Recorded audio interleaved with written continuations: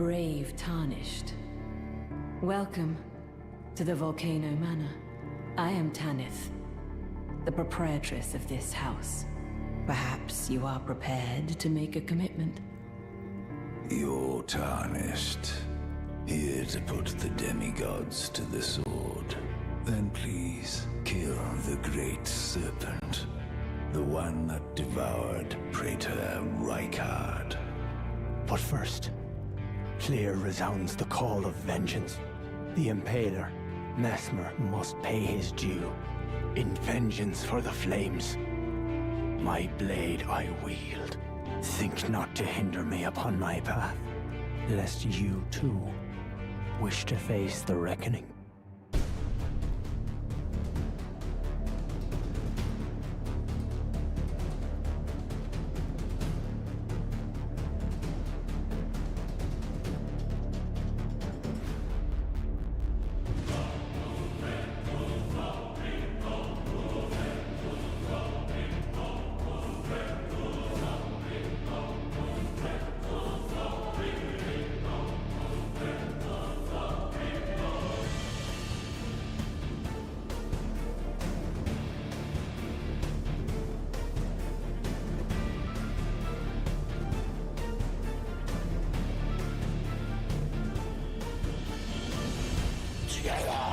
We will devour the very god.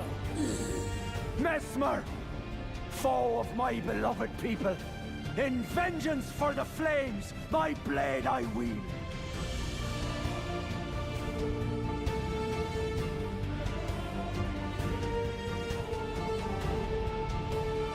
We meet again, I see, comrade in arms, upon his end.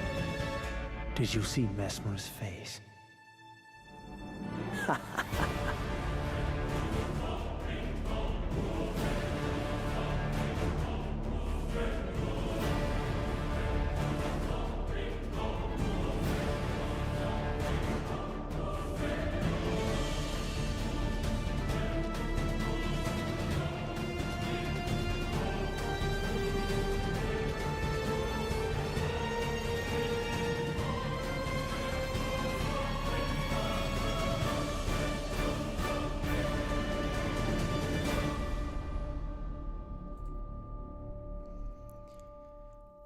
All right, and welcome in, guys, to the grand finale of Bingo Brawlers Season 5.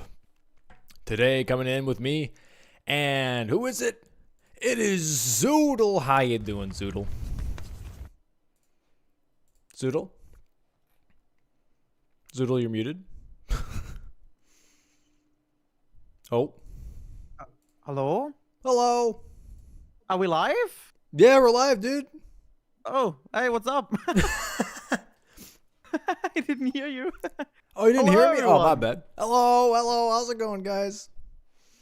How's everyone doing? How's everyone doing? How you doing, dude, Zoodle? Hi, how are you? I'm nervous.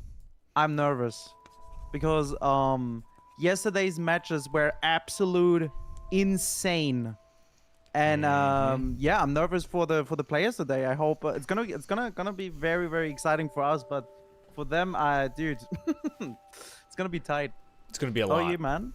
It's gonna be a lot. I'm excited. It's the last day of Bingo Season 5. It's the last day for Best of Threes. It's the last day for the 2v2 format. Yeah, man. And yeah, I'm not sure what to expect. Fast. It was very fast. I agree. It was very, very fast. I really don't know what to expect today. I wonder if there's any strategies that we haven't seen yet. That'd be kind of cool. If there is just big plays happening. I don't know. Like, compared to yesterday, I don't know what to expect for today now. You know? I really don't. Yeah. I hope that I hope for both teams that today no mismarks are happening. Yeah. That no nerves like kicking in so hard that misplays are happening. I mean, you know, that happened yesterday a little bit, but it goes really quick. Like I think everyone knows, like when you're nervous, then you just do things that brain's not braining, right? Yeah. How you said it, square goes into the square hole, and But yeah, I hope it's gonna be fine for the players today. I hope we're gonna see peak bingo performances, and I hope for a Millennia race. Oh, That's what I'm okay. hoping for. That's what you're hoping Yeah. for. Interesting. Okay. I'm hoping for a Midra or Mother Finger race. Did we see a single Mateer? No. Actually, we have not No, seen a right? single Mateer, which is crazy. But you know, every single time that we've said like, "Hey, we'd like to see this," it's happened. So, gods be willing, it's going to happen. Yeah. All right. Well, let's go see if the players are ready here, real quick. Yeah. Going into the Can best you- of threes to finals. Can you screen share again, because you know with the Oh my God! Everyone's thing. streaming on a different resolution again. God dang it! We're so back, Chad. We're so back. Bingo season Well, it didn't 5 happen fin- yesterday. Like, what the hell? Oh well, maybe it's me, huh? No, I don't think Maybe so. it's I don't me. know. I'll fix it. I'll just go ahead and tell me, All tell right. me, Zoodle here. Like, how do you think these teams are gonna feel playing against each other? I think fine. I mean, I'm not sure how much those teams like had practice against each other in the past couple of weeks. But I feel like I mean, I've spoken to Tom, and I feel like he's prepared. And I think all the players are prepared. They know each other, right? They know how they're playing, right? And I think that's a big important play into this. How do you prepare? Like, everyone has his own play style, right? And I think all players are very prepared. It's gonna be very, very how you say it? Extremely competitive, because these players in their regions, like in base game and DLC, are very what's the word? Like, proficient? Is that the word? They know their stuff, okay? They're very they know quick. their stuff, all right? They're very They did- they're very ooh. Hey, This is the new way of stalling, chat. You just not think of the word. You just act like you don't know. Just No, I actually don't know the word. They're very the proficient is the right word. Is a word, right? proficient? Yeah, but I don't think that's necessarily what you mean. You mean like masters of their domain? Yeah, that's what I meant. That's what I Yeah. said. Yes. Exactly. Anyways, Yes. they know their craft, okay? And Yes. it can be very scary. I mean, we know Chris incredibly fast, as well as Tom, and very, very fast. We know Bree very consistent, unless there's a Renala troll. And we know that Ada really very, precise. So I think it's gonna be very interesting. Yeah. I agree. I do wonder what the overall feel is going to be like in the very beginning, because I do think that Tom and Bree are more or less, they don't really push the early game too hard. Like they do, but they also plan a lot already early on into the match. Whereas Adif and Chris very much just like hammer home early game. They're like, oh, we'll get every single early square that we can get, even if it maybe sometimes puts you a little bit behind into the mid or late game. It's worth just pushing for. And so I want to see how they react to that. And I mean, same with the match with Monkey Business. Team Positive Vibes was saying, hey, like, we've been practicing specific things. We've been looking for specific things, strategies to really counter whatever happens, or what seems to be a pattern, I should say, in those matches. So I'm really curious as to see or find out at the very end, if we don't figure it out ourselves today, is what were they preparing for, / what do they have in mind going into these best of 3 matches. Yeah. And especially if they're gonna keep playing, if they just gonna keep their style, or if they change maybe something, right? I mean, maybe we're gonna see today FrogCarSpin seeing a line and saying, you know what, we just go for this seems pretty smart, right? Or maybe the other way around, Positive Vibes thinking, okay, you know what, we're just blocking everything and just play it slower just to be safe. I don't know, we will see.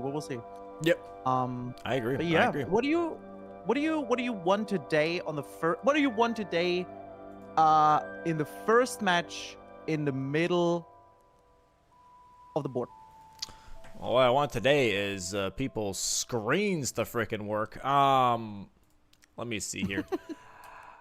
Let's see. On the first on the board, I think I would like to see something mid-game-ish, something specifically maybe even a co-op square, if I'm being honest, because I think that would be just overall a nice way to set the tone. I think for game 2, I think having a center square that has you kind of plan around it a little bit and could possibly create a snipe, but doesn't set the tone for the whole match. Like if you miss it, it's not like, oh, GG's, they just got that, but it's still like, damn, that was a big pickup. You know what I mean? Like, that's what I would like to see. That's what I would like to feel watching today. Something like 14 incantations, or getting all the possible 4 type of jars, stuff like that, right? Where you need to progress certain things, and then, you know, eventually you get it.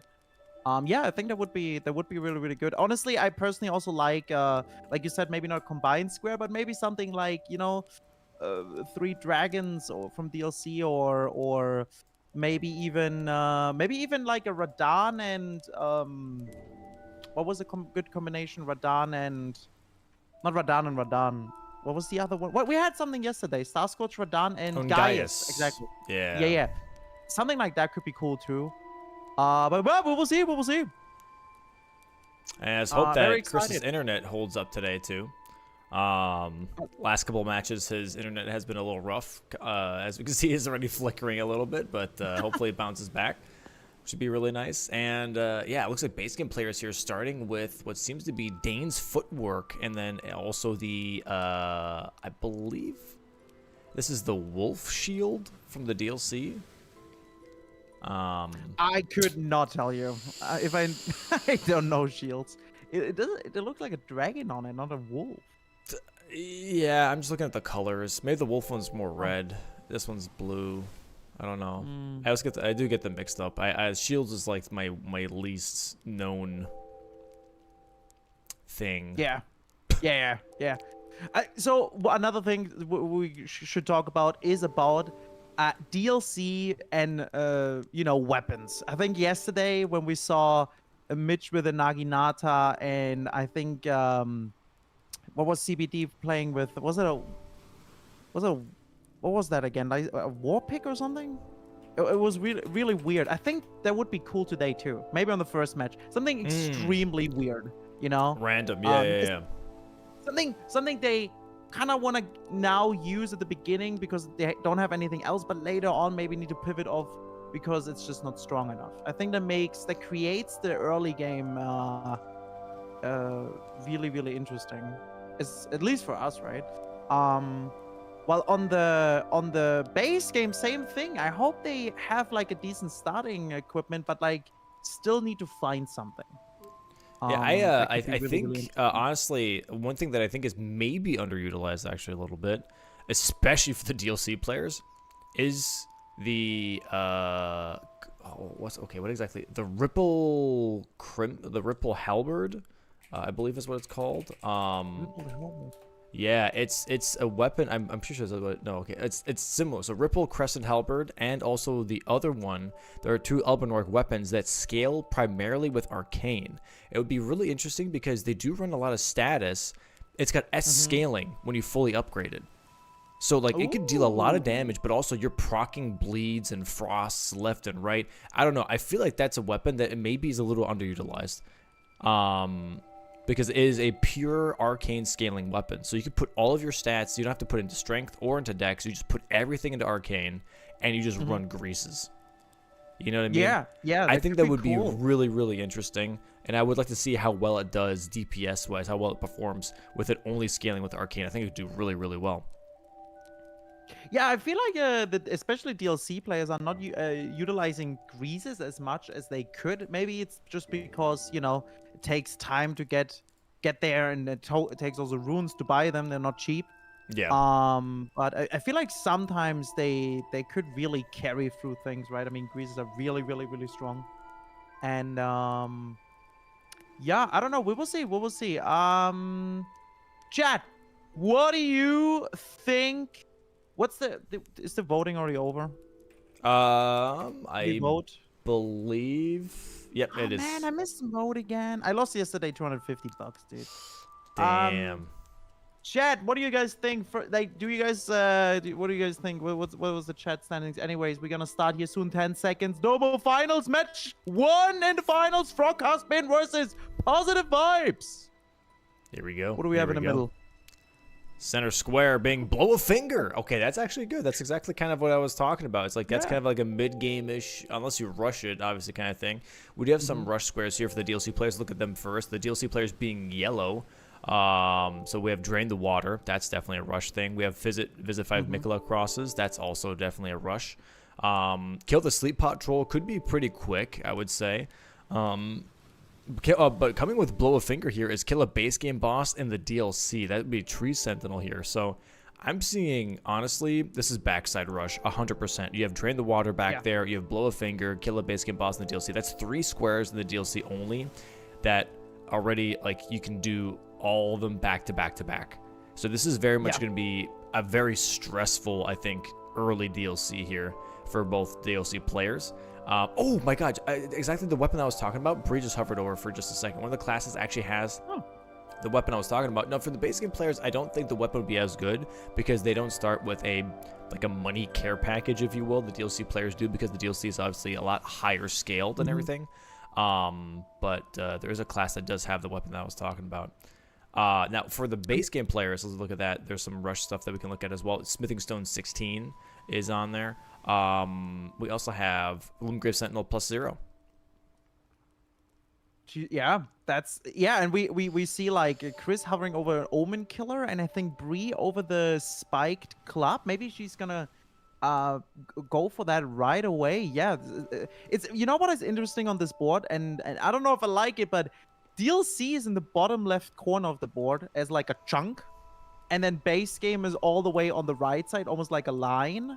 That creates a weird field here on the board, and it can be very interesting.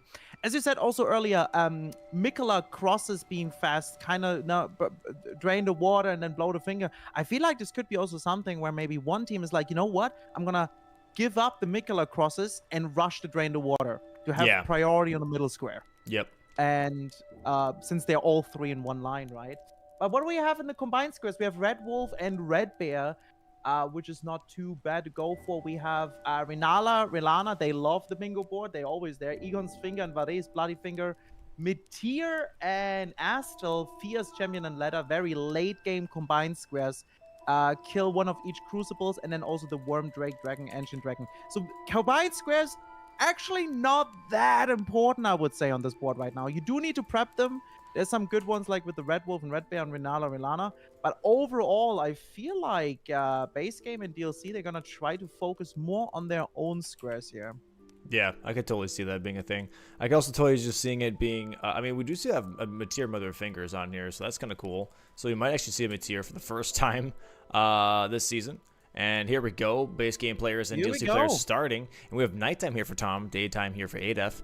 And yeah, let's see. They're both rushing directly towards that Mikola Cross. I do wonder if they're going to go for Mikola Crosses here. And we see Golden Scarab here for Tom, by the way. He did start with that Golden Scarab. And Adef here starting with what seems to be Stamina instead. And also the Ritual Shield Talisman. So yeah, it's going to be really, really interesting to see Chris's class here. Oh, he started with this. Is that Spiked Cestus? I can't really see it. I just want to ask you too, is it Spike Cestus or normal? That is really interesting because I feel like the club from Bree with the B, it might be Bleed. Yeah, it might be the I think that's Spike Cestus. So yeah, this is Bleed versus Bleed here. Spike Club versus the Cestus. I think the Cestus might outperform the Spike Club just based on more hits, because then you can go ahead and get more Bleed procs. But the Spike Club having the Hammer moveset is also really good here. It has a chance to like get quicker poise breaks, poise damage. Faster stagger, and then maybe more hits out of like that. We will see if both players gonna rush Tree Sentinel, and we're gonna have here our very first race right away. Seems like Bree is just a second ahead, less than a second actually. And nope, it doesn't seem like that Bree is going for Tree Sentinel, but Chris is. Yeah. Oh. Chris is full forcing on it. All right. Yeah, Brie, I guess, yeah, And- she's not going for it. Interesting. She just doesn't want to race Chris maybe on a +0 square. Tree Sentinel. I mean, these types of things are definitely very much like, hey, like, is it actually worth trying to race someone on this that I know is really good at these types of things? And as you can see, yeah, Chris is going for it. That is spiked Cestus for sure. Damage not too great, but I think honestly Bree could have probably have beaten him on this with the spike club, but also I'm not too sure, if I'm being honest. The tap R2 is really good on the spiked Cestus. The thing is also, it is a little bit of a gamble because it's a corner square, which makes it really, really good. But at the same time, Chris could get a really strong Somber weapon here, like a Golden Halberd, Dragon Halberd. Yeah, Dragon Halberd would be huge. So let's see what he's gonna get. He is fighting this really, really, really well. Commander Standard can have Gargoyle's Black Blade, Black Halberd. That one can be really good too because it's somber and it has the like the burn effect. Oh, Chris has to be careful here. He just took a hit. And Tom just missed the Therios skip, and Adolf gets it. And actually, Tom was ahead. Oh, no, Adolf dies. Wow. Did he not get stable ground there? Unfortunately, that brings now Tom again ahead.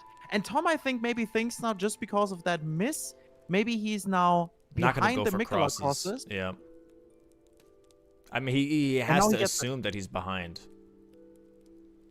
He has to, yeah, but both. Now watch both of them go for Drain the Water instead. And there it is. Tree Sentinel +0 from Chris. GG's on that one. Very nice. Oh, the Knight's Clave, Knight's Halberd. This is not a great one, I would say. It's okay. It's good with Ashes of War, but yeah, it's not. It's not one of the best. In of itself, it's not great. Yeah, that's correct. Yeah. Bree here ready grabbing Smithing Stone 1s now. This will tell her, okay, like I have got time to go for Smithing Stone +16 because Chris just used this time to make that Tree Sentinel square happen.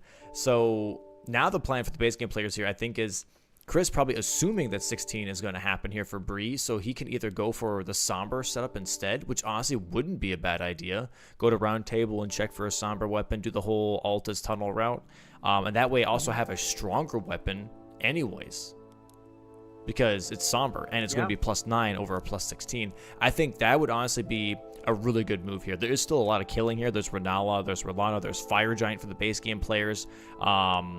You know, there is Estelle, there is Fias Champs. Like, there's a lot of things here that I think are worth having at least +6. Like, you don't have to go +9 necessarily, but a +6 weapon at the very least I think would be really, really nice here. Yeah, I agree. And at the same time, it's very interesting because we do have Killer Remembrance boss bow only, and you most likely would want to do that on Godric. So it's the question if the players are actually gonna go for that, or just kind of focus on the Godric's Great Rune right now, because column 5 is something you could set up. You could set up and you know, get a quick line. Yeah, looks like Adolf kind of forfeited the Mikla crosses, by the way, grabbing money here now in Fort Reprimand instead, and just going for like a normal setup, it looks like. Whereas Adolf might still be, or Tom might still be going for those Mikla crosses. So Adolf, if he wants to, could go for Drain the Water like off the rip after he hits Morth Ruins, and that way he could actually, you know, have a really good line here to get those 3 squares that we're talking about. Yeah, and then the bottom left to top right diagonal is very interesting because if he gets to blow the finger, then we have Renala, which is a fast square, but then Matting Hand and the Gravebird Armor set, that's very, very slow. Like very late game squares. So interesting. Very interesting. Kill the Matting Hand here and 2 hippos is kind of big here as well, because there are 2 hippos right before Jory Catacomb anyway, so it's a nice little double up as well. So the DLC has a lot of combos here, and it looks like Adolf is going to be grabbing Mikla crosses, but maybe more casually. And if he goes for Drain the Water now, that would be the best move, but he does not. Okay, he's going to go for more Skidoo Fragments first. A little unfortunate, obviously, but he doesn't know.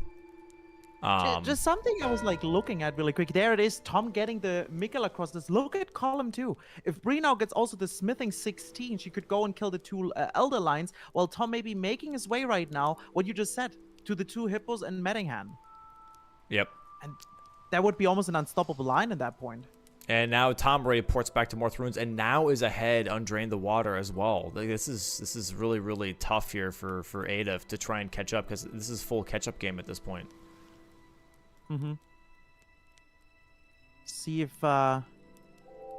who's gonna get there first. Adolf not going for wonder... the Oh Mother skip, but going for a different one instead here. Near Bonneville, I guess for the Great Axe check. True, exactly, yeah. I mean, doing some weapon checks right now for the DLCs. Oh, really but Tom had a better happen. line here. Gargoyle's Great Axe is what the Great Axe check is. Bree and Chris are both still collecting. Okay, looks like that Chris actually is committing to the plus 16, trying to raise. Bree's still on the plus 16, which is, I think, a little crazy. I think so too. Yeah, it's like he could really just give it up and just go for like a Somber 4 for now, right? It doesn't need to be anything crazy. And get some squares out, but yeah, I don't know. I think the commitment is very interesting because he has the Cestus, but let's be honest, it's not the best weapon. It has bleed, but I don't know if it's gonna perform that well on these later bosses. Yeah, I don't think so either. Oh, and we have now Adolf being ahead on the... Nope, never mind. I'm lying. He's on the first bridge. Yeah, Tom is already past the second bridge. Never mind. What happened there? I thought Adolf just gave up on the Mikula crosses and maybe focusing on the Drain of Water. Did he just pick up more money? I'm not sure.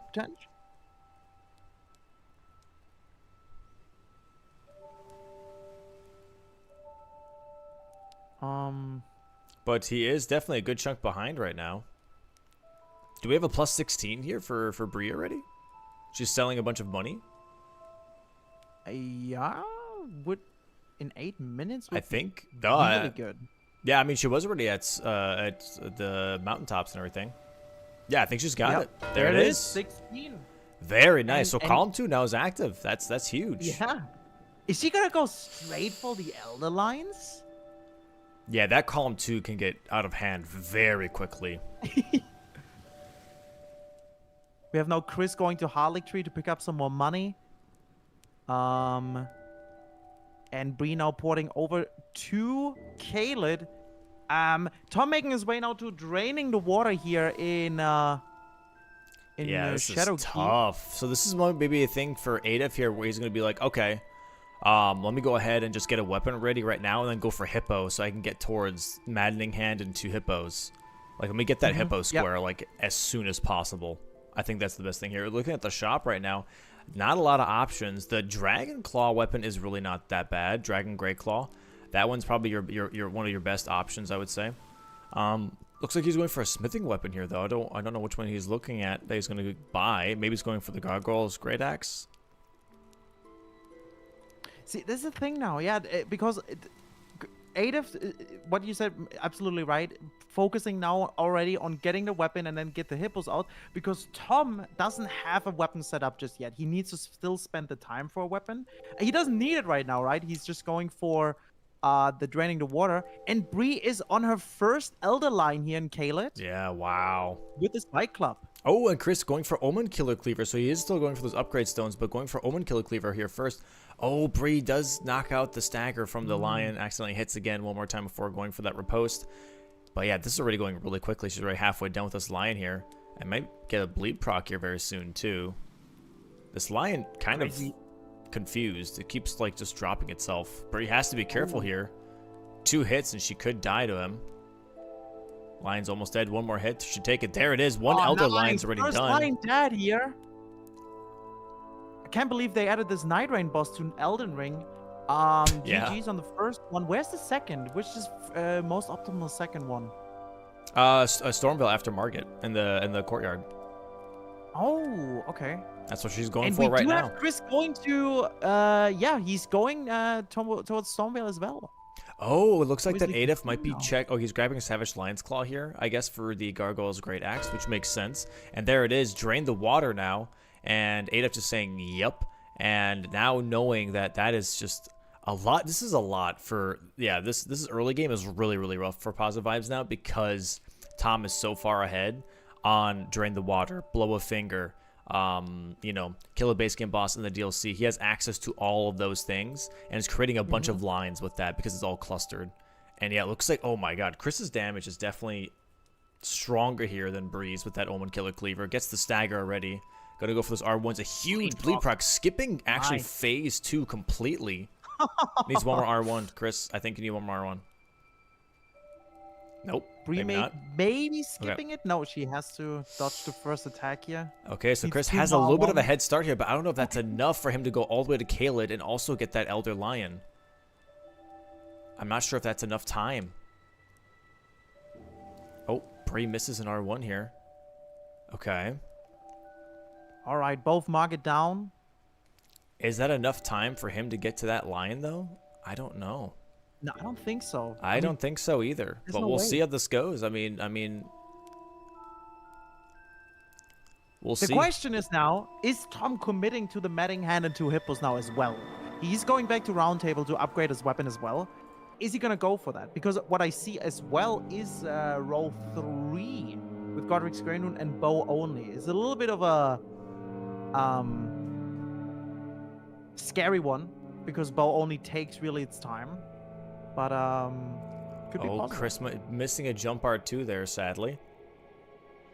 All right. Yeah, if Bree gets this is going to be really tough. Okay, there it is, a huge stagger on the Elder Line. Does miss the riposte, though. Chris needs one more hit here to take it out. Oh my god, misses another R1. There it is. And he's grabbing the Grace really quick for restoring Godric's Great Rune. And now Bree on her second Elder Line doing a quit out really quick to de-aggro all the enemies around. Yeah, and yeah, it looks like that both DLC players here, by the way, going for that Gargoyle's Great Axe. They both consider this to be the best weapon possible for this bingo board. And we'll see how this plays out. Yeah, Adolf going for that Hippo, going straight for the front door, realizing like, hey, I have to somehow stop column 2 if Chris does not get Elder Lions. And Chris on his way there, almost at the Elder Lions right now, but Bree already getting a stagger here with the Spike Club. Nice. Yeah, this should is be looking... bleed proc? Yeah, there it is for sure. That's 2 Elder Lions here. That is tough. Chris was just at that Elder Lion.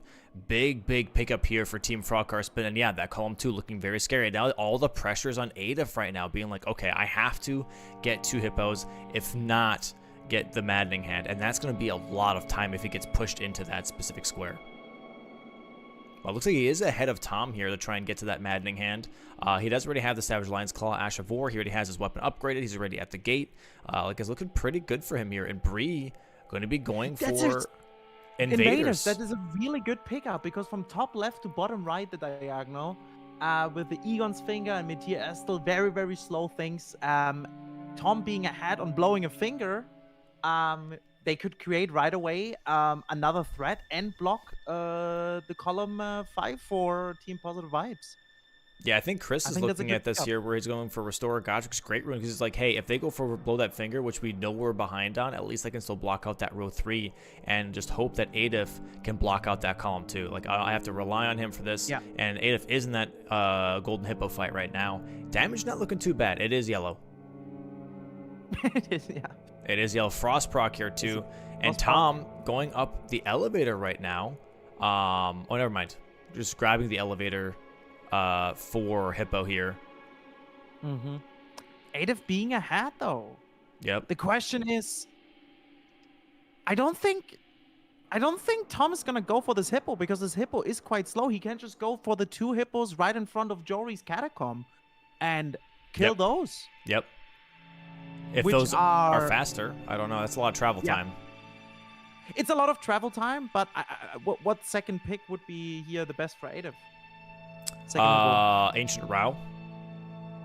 Yeah, that's also a lot of travel time, Ryan. Yeah, but he already has 1 in that regard. I don't know. And this one gives him a lot more money and 2 Skidoo. So, I don't know. I guess we'll see. But he's almost right done with this fight. Nice charged R2s here from Adolf. Really nice Hippo fight. Should be getting another stagger here very soon. A couple more R1s should do it. There it is. Chris is going here for Godric to restore that Great Rune. We see Millicent here against what's her name again? Millicent. Millicent, yeah. On her, that's the second invader. Yep.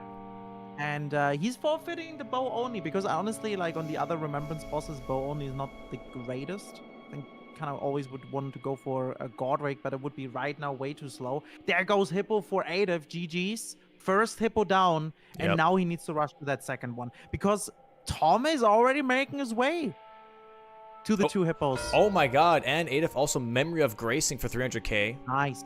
So maybe letting Tom know, like, hey, I have killed a Hippo.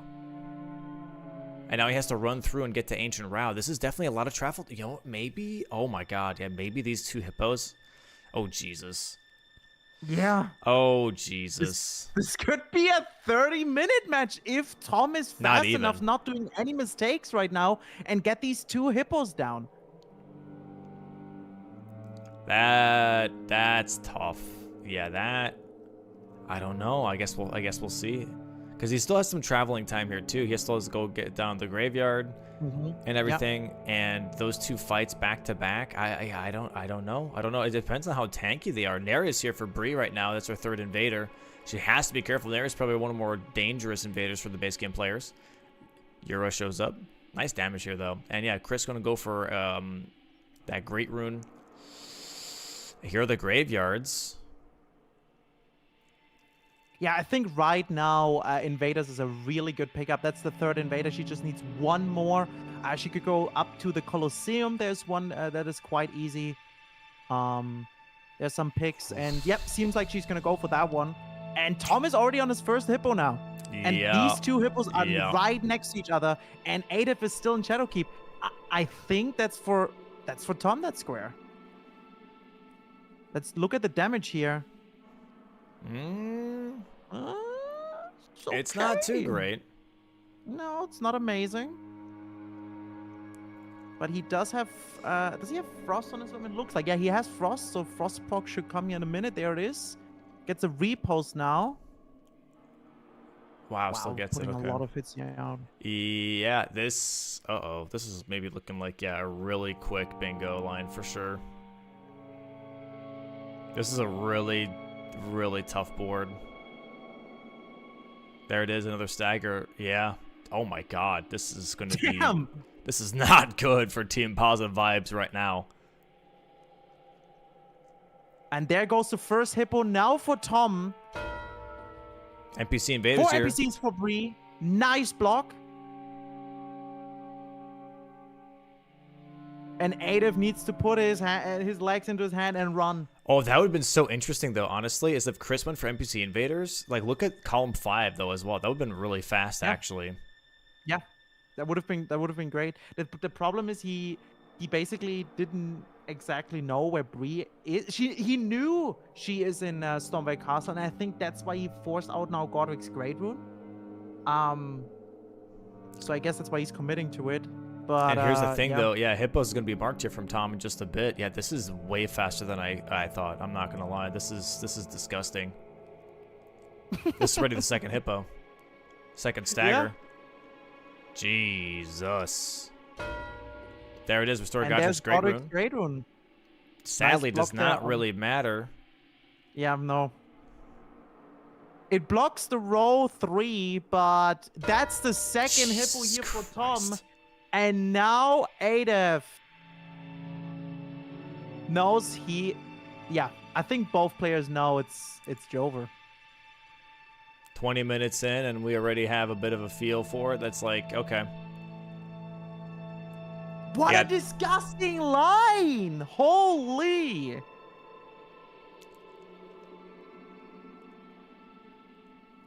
Yeah, column 2 being pretty much all rush. Besides the maddening hand here. But now it's just worth to commit to, and Tom's already at the catacomb. Wow, that is crazy, chat. That is like the perfect I'll be honest, line. Though, it is a very difficult line to find, I would say, because Positive Vibes didn't do necessarily anything wrong, right? Chris got the tree sentinel down and then grabbed some stuff to upgrade. Maybe too many stones to upgrade, maybe. And then Adolf, yeah, was running after Tom here for the Mikula crosses and then also focus on getting a weapon, but was just a little bit too behind on the 2 hippos. Going here for the main hippo. I mean, he still had to go all the way to draining, like, you know, backside. Yeah, he was just behind, didn't yeah. have that. He had to go to that hippo boss, which took a bit, obviously, because, you know, at the beginning of the match here, that is just incredibly difficult to find right away. And yeah, Adif making his way right now to Maddinghand, knowing that Tom is way ahead. And Bree's Torrent died. Jesus. Damn. Yeah. Well, didn't expect that for match 1, but Nope. I mean, it's not over until it's over, obviously. But this is definitely looking. That's true. Best of 3, chat. It's best of 3. Looking very tough here, though. Nice skip from Tom. Very good jump. And I'll be honest, all eyes now on the DLC players. Because maybe, I don't want to curse anything, but maybe Tom has a little bit of a Jory incident here, right? I mean, it could happen. Yeah, this is very early on, but these players have been practicing Jory and other like crucial fights. I feel like for a long while now. They're not going to be too thrown off by this.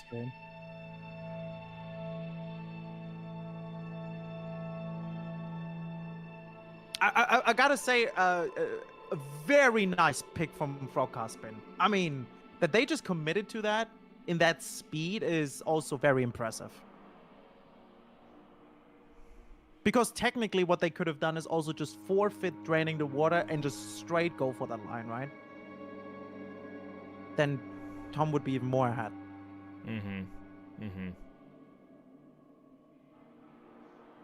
Yeah, this is tough. This is tough. Already almost at the end of the Jory Catacomb. One more section and we're there. Never mind, I lied. We are there. Oh my god, he's already there, yeah. And Adif is now above the catacomb. Still has to go all the way through. Let's see how Tom's Jory goes here. Nice fight. Let's see Tom's Jory.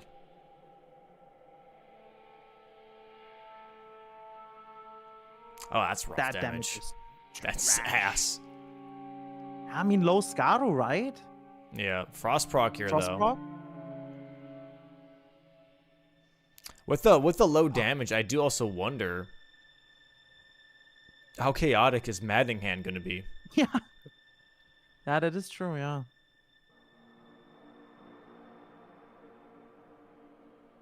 I mean, he's here very aggressive on Jory. Gets the stagger.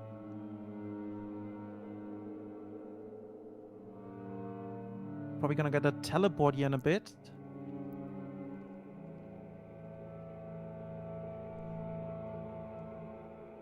Yeah, there it is. So the point of Jory is every time when he does a teleport, he won't do a teleport right away. He's just gonna go for normal attacks. So the players know after a teleport or attempt of a teleport, they can do just attacks in front of him and don't need to like keep on doing a backstab loop. Chris dying to makes it Red quite a lot Wolf. faster. Oh, That's rough. That's not the first time that happened in this season, right, Chris? Yeah, Red Wolf is difficult. With low HP, you know, the two-shot. It's a bit of a rough one. But yeah, it looks like Jory is here in a really bad position for Tom. He doesn't get the repost. There's a teleport, and now everything can go really chaos. Yeah, he's got to be really He's careful in big here. troubles. Especially with low skidoo here.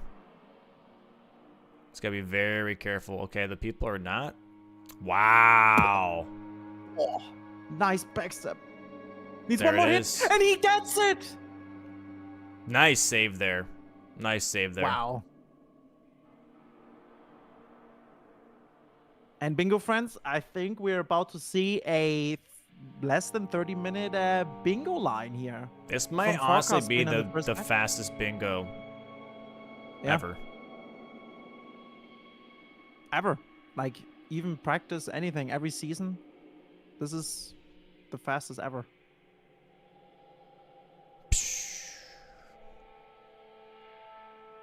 Again, we'll see though. I mean, But- Savage Lance Claw and Maddinghand should be pretty damn solid. Yeah. I mean, let's see. We have never seen a matting hand that early, so it's going to be interesting to see how the damage is gonna be.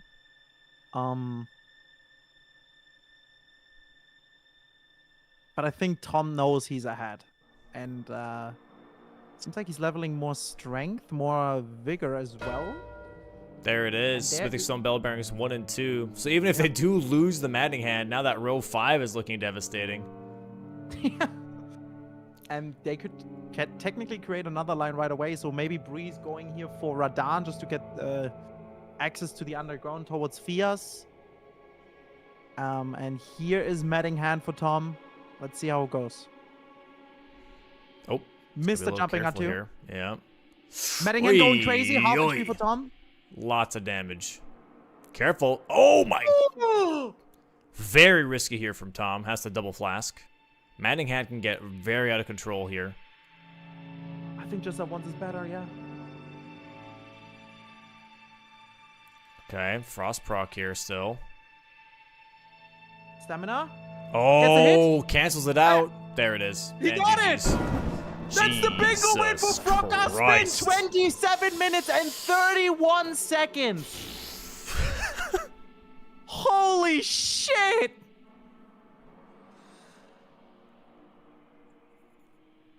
That's tough. That's tough. Holy shit! That's tough. When I ask you, what do you expect for the first match? I'll be honest, I also didn't expect that. I think no one did.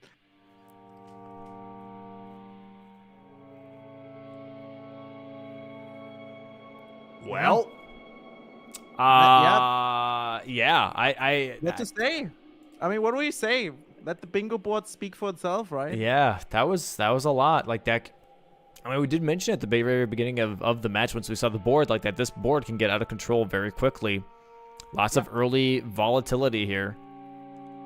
And however, it's not over until it's over either, because I mean, there is still one more match at the very least here.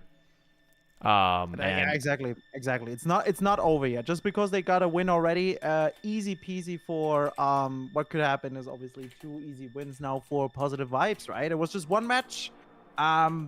But I think FrogCarSpin is feeling right now really good about this. And I think they're going into match 2 with good vibes.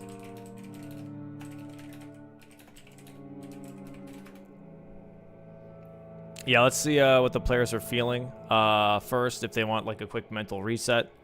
And yeah, so it looks like we're going to do a quick 5-minute break here, chat. All right, so we're going to go into a quick 5-minute break here. Hold on. Let me just make sure that we have the right screen for the next segment. All right, and I believe it's this one. There we go. All right, cool. We'll see you guys in about 5 minutes here, chat. All right, for the next match here, FrogCarSpin versus Positive Vibes. See you just in a bit here.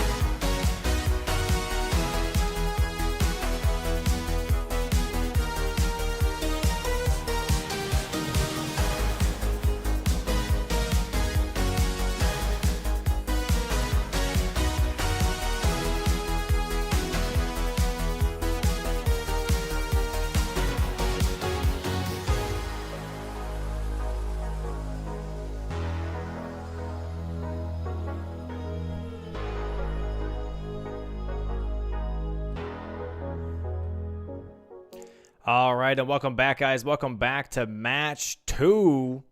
Match 2 time.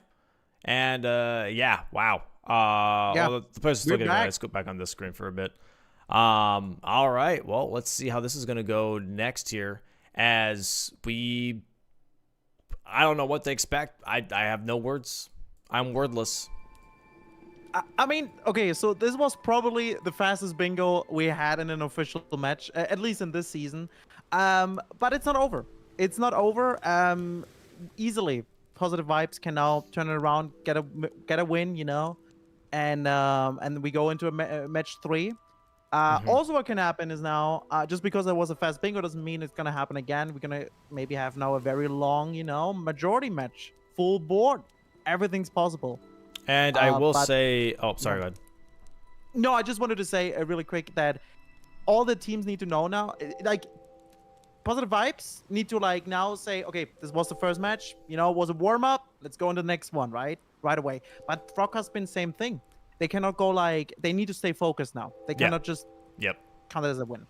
Yep, I agree. And just for Twitch chat and YouTube chat here, please, keep the toxicity down. I've been seeing some comments that I don't think are very nice, that I don't think are very helpful at all, and that I think are just downright mean. No need. This is still people. You know, this is still people just trying to have fun and are competing and are doing the best they can, okay? And sometimes matches get out of control. This is like a very normal thing. If you ever watched any practice matches, sometimes the other team just sees a line and they bulldoze it, and there's not really much you can do. It's just, you know, a train plowing through sometimes, and you just gotta you know, be okay with that. And that's just that's it. You know, we don't have to talk about who's better or who's worse and yada yada yada. Just keep it down. Yeah, that's it. Only love for everyone, please. Only love for everyone. They put a lot of practice into this, okay? And I mean, it's like any other sport, sometimes you just have things like this happen. So, but we have still a second match, possibly a third match as well. So we'll see how the next board plays out here. Players should be ready here in just a moment. And let's see. Players are set up here. Base game players currently having a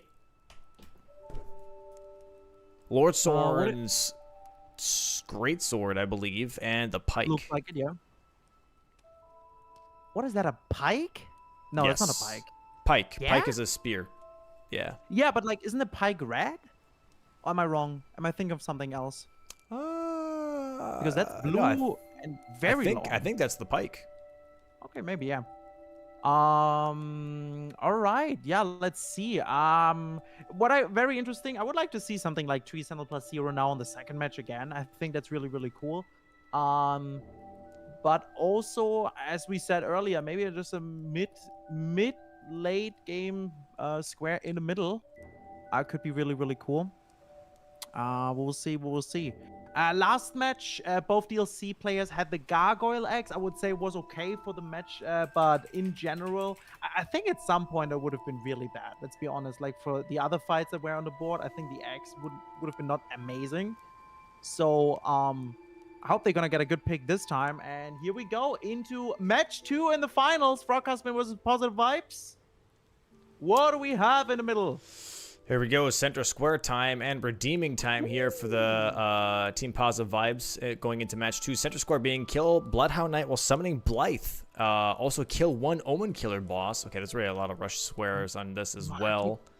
Yeah, market 6 parries, 3 catacombs. Base game is very, very fast here.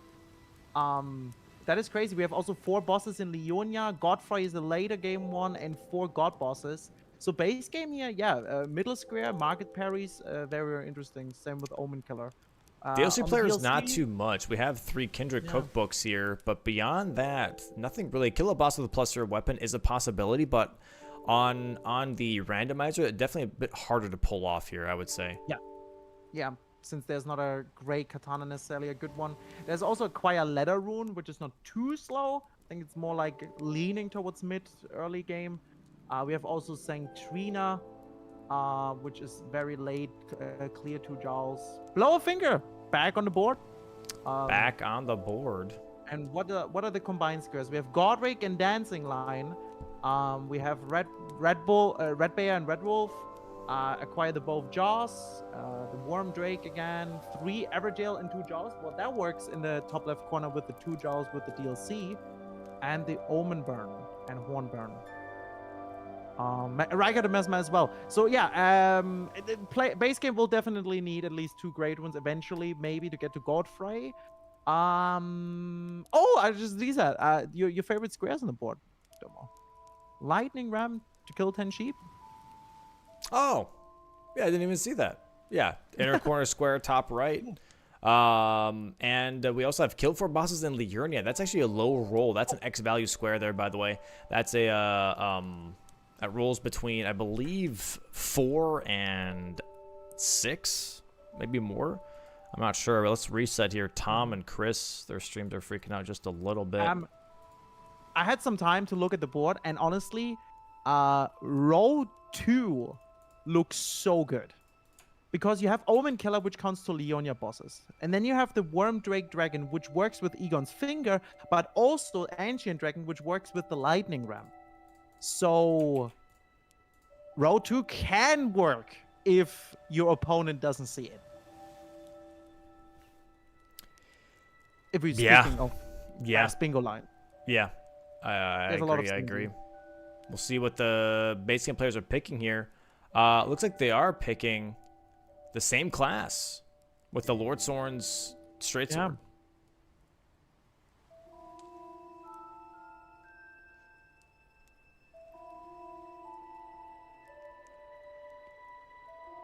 With the stump upward cast, not too bad. It is decent. And here we go. Match 2. I think Chris is a bit behind here. Yeah. I need to refresh that. Match 2, both nighttime here on Adif and Tom. And here we go. Match 2, guys, on the finals. Let's see who's gonna get the win. I like this board. Very interesting board. I really, really like it. It's not cursed. There's synergy left and right. There we go. And okay. I'm excited to see what they're gonna pull off here, both teams. So when you would be in base game, what would you focus on? The Omen Killer and Leonia bosses, or would you go for the middle square? What do you would think is the best here? The best here is if Chris's damn footage would stop stuttering. I don't know. This is tough. I think Omen Killer boss is here because that's also Liurnia boss anyways. Yeah. Yeah, that's true, yeah. So I think I wouldn't say that Bloodhound Knight while Summoning Blythe is bait, but I would say that that's just a way better combo. Is that to kill 4 bosses in Liurnia for sure. Margot with 6 parries is also a little bit hard because you don't start with the shield, and you'll have to get the parry Ashavor most likely as well. Yeah. Yeah, the 6 parries, though, if you can get a parry shield, works then, though, really well to go to Godric for a first grade rune, which is a god boss, and also for the 3 Shabriri grapes. So that's technically a possible line here at in row 1 as well. We're having here a Bree going the fast line over to Agil side north, and Chris as well. And Adaf picking up some Skaru for the 11. Skaru is going to be important. What I also just saw, we also have for the DLC players, kill 3 dragons or drakes, which works here with synergy again with the Worm Drake Dragon square. So there's a lot of synergy. Oh, Chris immediately killing Kale here, by the way. Yeah, he's going for the middle square. He's going for that snap the fingers. He's going to kill Kale here to snap those fingers for Blythe. And that's going to be really interesting here to just try and force that as fast as possible. Gonna go for the upgrade on the weapon right away as well, grabbing that smithing 1. And yeah, okay. He's like completely rushing this. Jesus. He is not... Wait, he's running there? Oh, because he gets torn here. No, yes. he's grabbing... Yeah, he's grabbing the fast grace here on the south for Torrent and then just heading over. That is a little bit of a faster line to get to Blight, and you can also already grab the Grace right next to the Bloodhound Knight. Also can grab here a Smithing 1 on the way. Yep. There it is. There it is. 2 even. Or is it 1 or 2? That's just 1. Tom doing the skip here. This time first try, and Adaf as well. Oh, did he do it first try? Because I think Tom was there earlier. Maybe he missed. Maybe he missed it actually. Okay, yeah, Adif is Adif ahead a little bit here. ahead. Yeah. For the DLC players, that not much here to really focus on besides +0 maybe as an early game square. Everything else is kind of set up here. And also Kindred Cookbooks, I guess.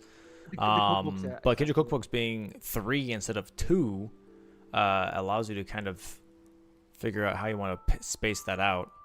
There's a couple different cookbooks you can go for. And in that case, where exactly are those cookbooks? Well, that's why we have the map. The map is back.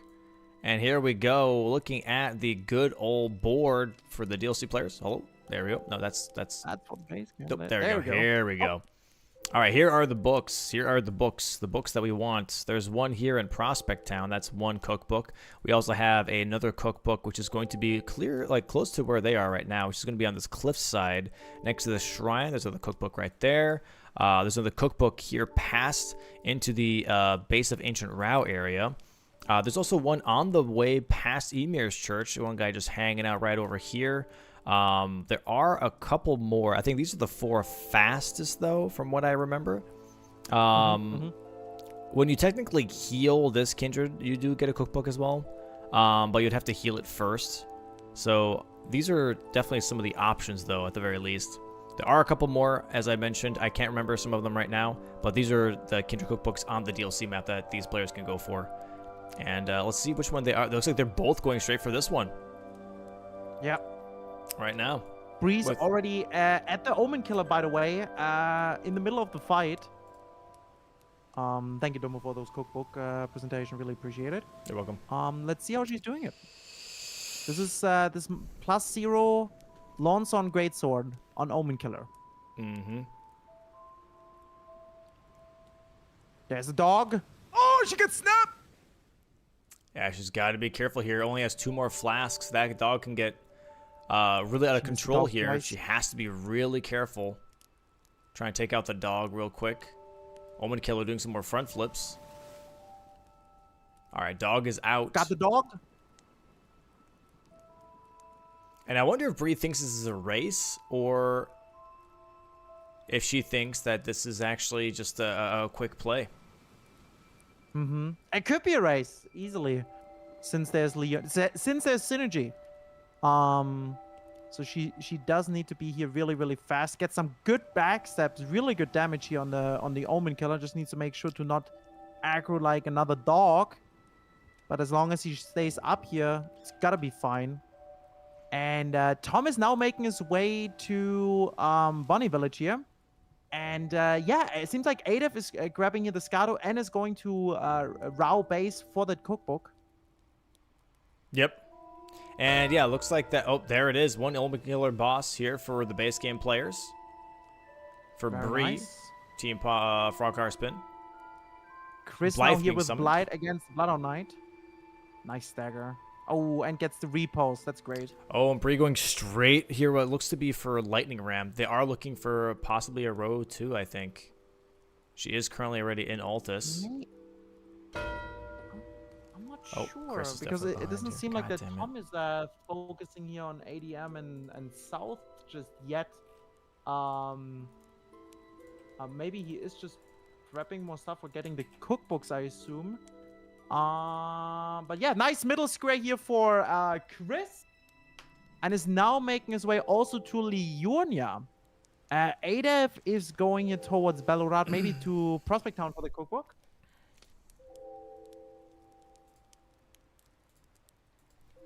And Bree maybe Bree's gonna be gonna do the and Chris is also going to Altus Plateau for the Lightning Ram. I think they're doing Lightning Ram here, So yeah. I think Bree's playing with this whole back and forth, is showing the priority on Leonia bosses, but is keeping that. And you know what? That just Chris did Bloodhound Knight tells her, oh wow, I was not contested on Omen Killer, means I am ahead with Leonia bosses. I can take my time to get now the Lightning Ram. Yeah, this is tough. Chris setting himself up to possibly lose a bunch of time here. Also not going for Lanciac skip. If he did do Lanciac skip here, I think that would actually make him get the square. But no one really learning it. Even in the finals. Yeah, not sure. Bree also not going for the skip. Yep. And there's cookbooks for Adef. Very nice pick.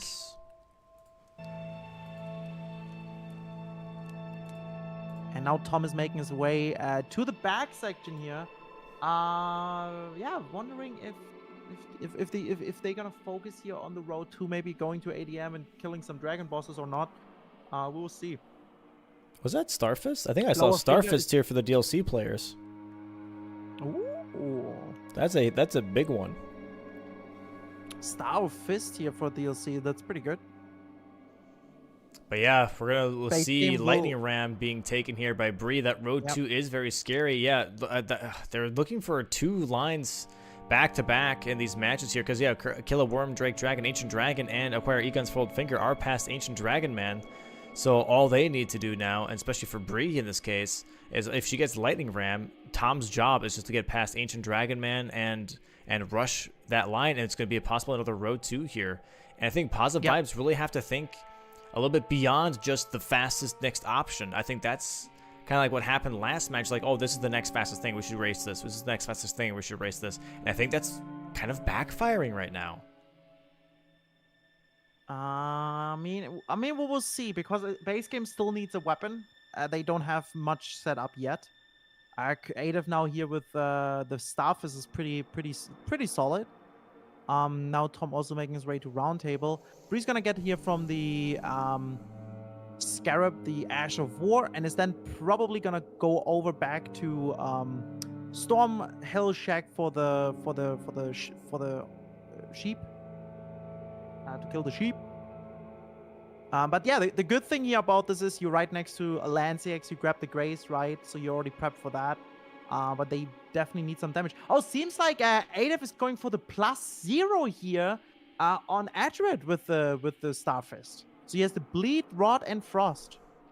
Oh, wait, he's not even... Okay, he's not even setting up here for Ancient Dragman. I'll going for the +0, which I guess kind of makes sense because maybe Team Positive Vibes is looking at the diagonal here, bottom left to top right instead. I think so too, maybe, yeah. Oh, Adef has to be careful here. Almost died. Edred going for almost a combo here. And now Chris going straight towards round table to change his Ash of War. Bree here not going front, but Chris here is also really far away to get the Ash of War slash going for the Lightning Ram, sorry, because the Lightning Rams are up top and he never went for that Grace at yeah, he's this closest one as Kale. We got a bleed proc here on Adef. He just got a bunch of more hits here. He needs to be very, very careful. It's looking good right now. Nice Frost proc. That is now the 3rd status effect. There it is. 1, 2 sheep already here for Bree. And Tom is doing the 3. same thing. Okay. 4.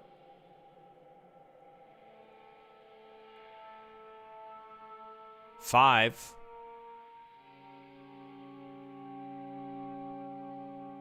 6. 3 for Chris. Wait, you count both? Cannot even count 1. 4 for Chris. 7 for Bree. 8. 8. 9. 9 for Bree. Bree needs just one more. That Just one is running away. more. Don't go Yep. for that. And there it is. And there it is. And that is a snipe on Chris here. Chris is saying the F word into the sky, and he's still having it. Adef has to lock it in here. was He so can still close, get though. this. He has to be very careful, though. Wait, how is Tom catching up right now? What? He started so much later. Tom just has more punishes. And he's also not going for the Maybe, riposts. He's not going for the riposts here. Oh. But Adef is. Oh, huge bleed proc my here for God, Chris. impossible. I mean, for Adef. Stop going for the fucking riposts.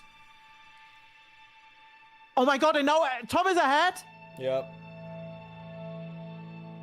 Oh my god, Tom got it! That's a brutal snipe here!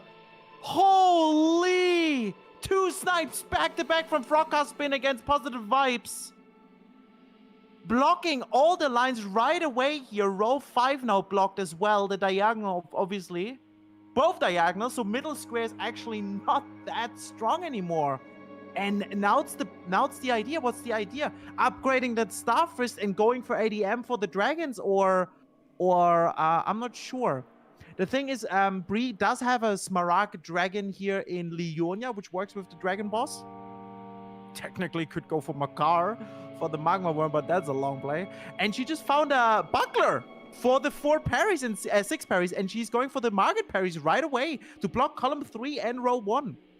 Seems like FrogCarSpin is not focusing on any lines right now. Seems like they're just going for these optimal squares plus blocking everything.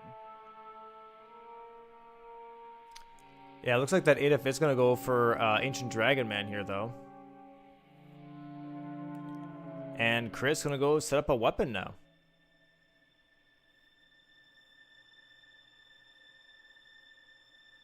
Morth Ruins here for Tom. He's going to go for Skidoo Fragments and maybe Red Bear. Yeah, Red Bear would be actually really good because Bree could then go for Red Wolf, which is a Leonia boss here again. And they could snap that column 4 row 3 square. So that would be a good pick. We're here now on the parries for Bree. That should be now already 4. 5. I mean, Buckler parries is absolutely beautiful. That she found Buckler is absolutely crazy. It's like one of the best shields you can get for parrying. Probably just is the best shield, right? Yeah, probably. Yeah. Guys, if you want to know how to parry Market, check out the guide from Captain_Domo on his YouTube channel.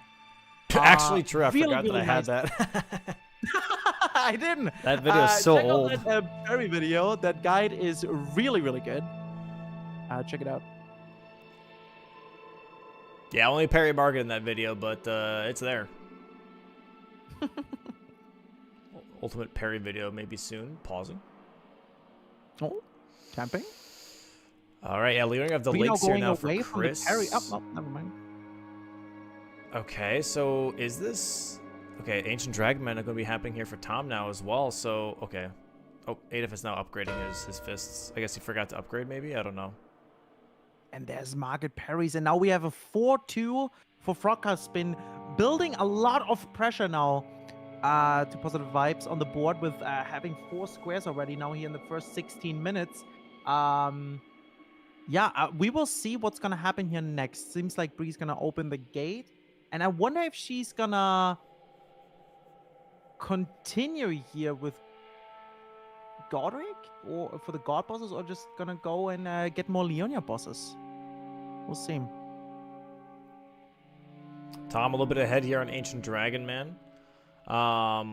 Chris here currently at Volcano Manor. Okay. I'm trying to see, maybe for God bosses. Also, is there a Shabria Grape here, maybe? Can't remember. There is definitely a Magma Worm down there. A little bit tanky, but there's there. You have Rygard, you have a Godskin Noble, so there's some God bosses for sure. What else is there? What else is there? That is pretty much it. Oh.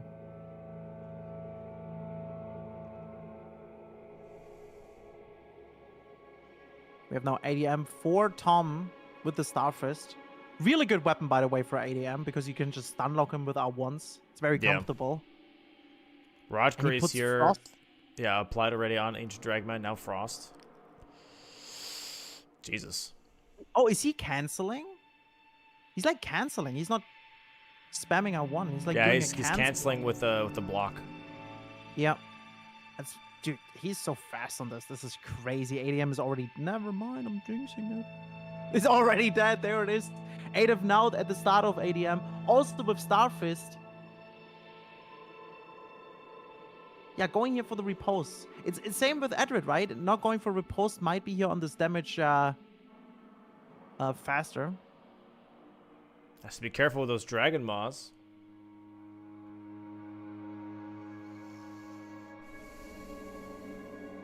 Bree now grabbing some smithing stones, looking to upgrade her weapon. She definitely will need to have a weapon now for the future squares. A lot of killing. And yeah, Chris now prepping here Volcano Manor. Maybe for the Somber Stones, maybe for Godskin Noble.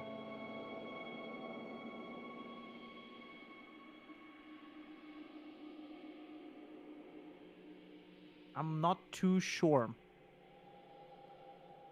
Oh, Chris grabbing Sombra 5 and 6 here in Volcano Man is also a good idea for if he does find a Sombra weapon. That way he doesn't have to go to Altus Tunnel. But yeah, let's see.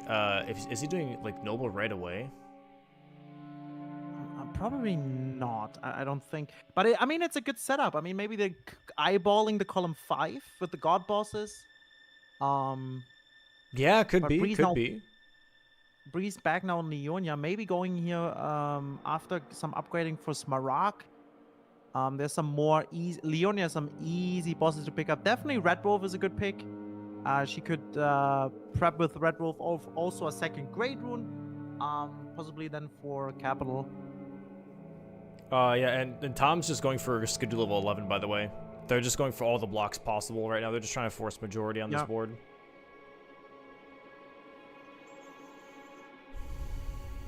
Yeah, I think what they're trying to do is not only blocking, but also maybe pushing positive vibes into blocking their lines with some unfortunate squares.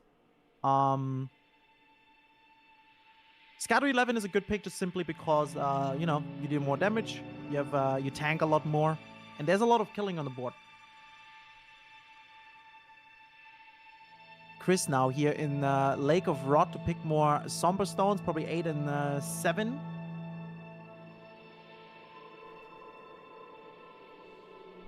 I think Bree's focusing on a smithing weapon right now, and smithing stones. Going to Harlech Tree for some more money. We have now Adif focusing on the Probably Egon's what was he finger. gonna go for? Is he going for the finger right away? I think he's going for the would be a finger, really yeah. good pick, yeah.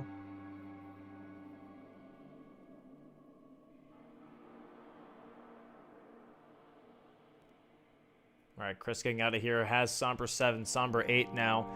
Did he see a colossal weapon that he really liked? Oh, Stormhawk Axe here for Bree. I just saw that, by the way. That's a big pickup.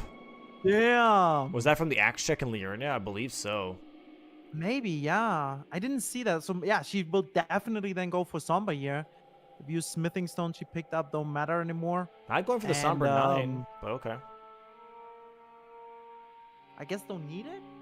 Oh, Chris using the Zamor's curved sword here as his Sombra weapon. That's also a very good one. The Ash of War of that sword is really, really, really strong on plus 9. He's going for plus 9. You've seen it before. This Ash of War shredding through Lanciax. So that's a good pick.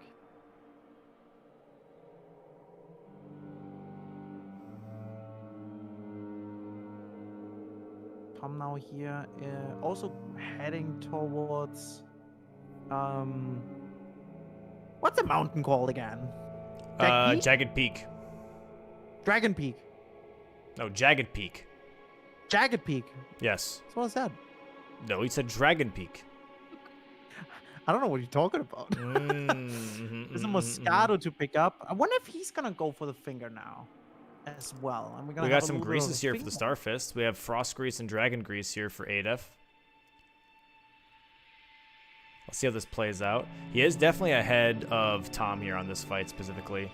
Yeah. And with Starfist, this fight should be going pretty quickly because the stagger should be happening here. Oh, he's gotta be careful though. Fire from the other dragon. Okay, I believe though that the fire from the other dragon at least keeps the poise up, which is really nice. Oh, I lied. You would think it would. Yeah, you would, yeah. Oh, maybe it Up there it did. is. Maybe it did. I hate when that happens, when you get stuck behind the wing, dude. Yeah. Okay, this is some good damage, though, here from Adef. Just has to make sure he gets good RNG on the moves. Fire coming out here from the dragon. Oh, Adef has to be careful. He's going to get knocked off his horse. Oh, fire again. my Okay, God. that's fine. That's fine. Everything's fine. Has to resummon his horse here real quick. No worries. Torrent back. Look at that Ash of War on Chris's Holy, he's fighting a gear right now with a +9. Adolf has to be careful here. Fire coming in. Oh, wow. Is just out of range for that. Has Frost Grease now on his Star Fist. Is already at half health here for the Jagged Peak. So he's definitely going to be ahead of Tom here to try and get this square. And let's see how this fight goes. A little bit early of a riposte here on Adolf. But still definitely very much ahead. Just has to make sure that he gets that Frost proc. Yeah, I don't think that Frost proc has happened yet. Nice read on that fire, making sure that he doesn't get hit by that fire rain. Oh, does get knocked off his horse again here, but at the very least, gets out of the way. Yeah, a lot of things happening here. Bree fighting Royal Revenant right now with her Stormhawk axe. For Liurnia bosses, yeah.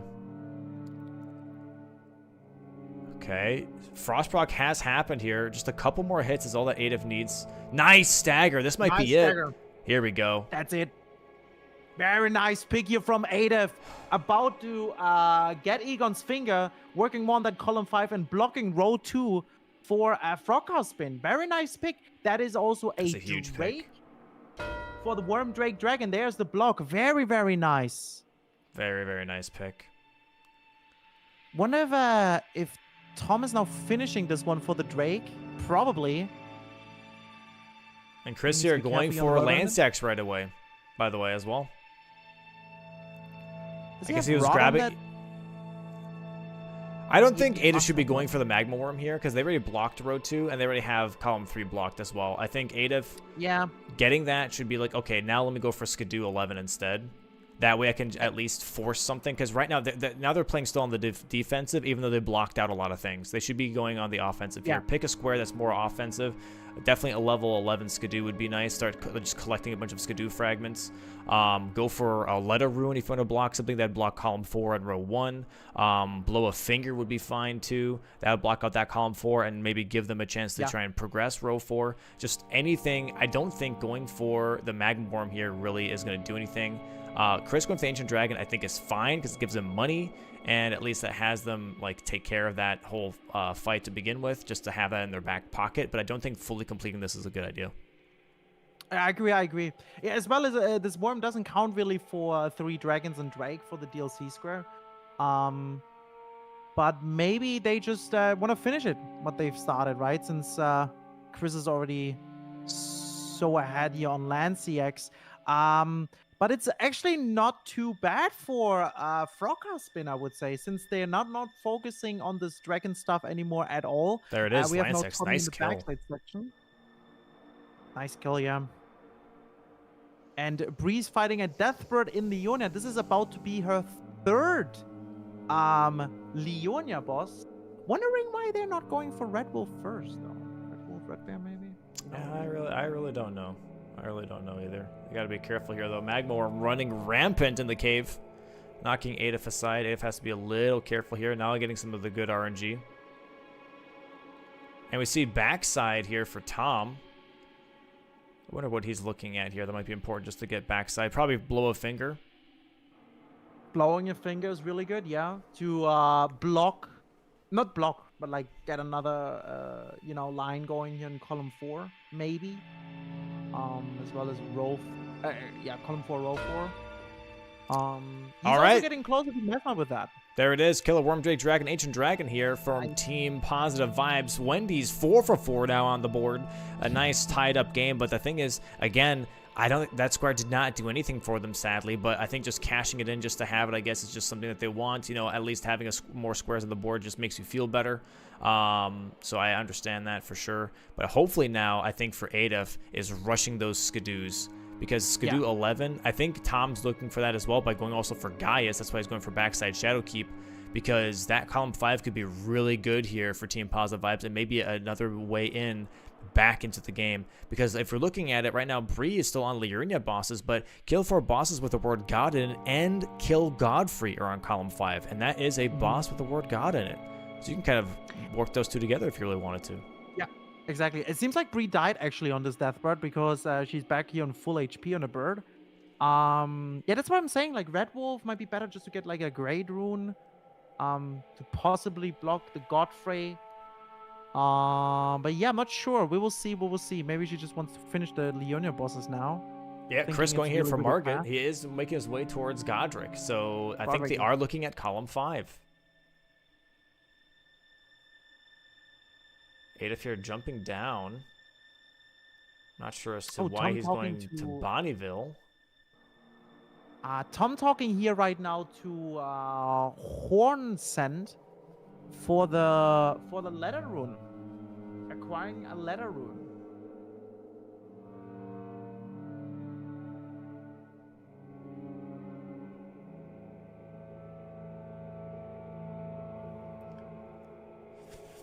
Yeah, I think this column 5 could be spiraling up here really, really quick.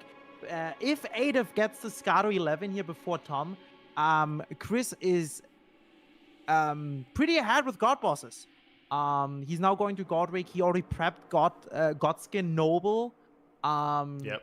So I think he can get those really, really quick back to back, and then maybe we're gonna have here positive vibes bingo line in column 5. It really comes down to this Scado 11 right now. I feel like, because I think for Bree it could be really difficult to catch up here on Godfrey or God bosses.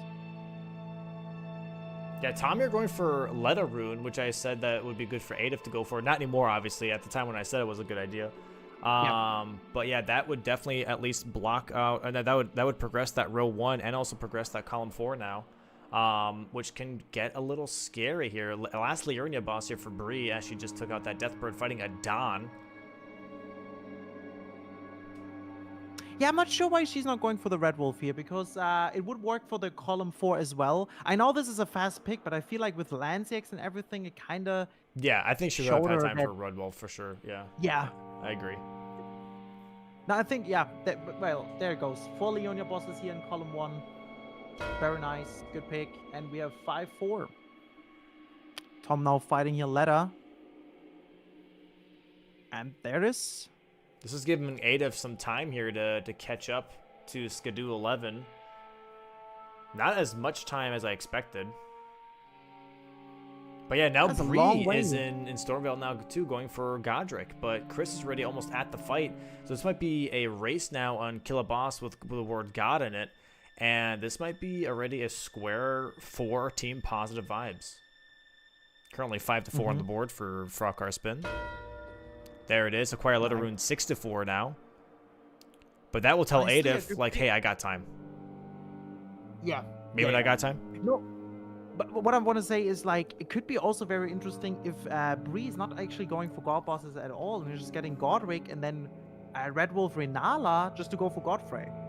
I know it's quite far away, but Godric is on the board with Godric and Dancing Line. And then there is also Omenburn, which is also in the capital, which would work on column 1. So maybe they don't want to even gonna go for God bosses, just straight for capital and Godfrey.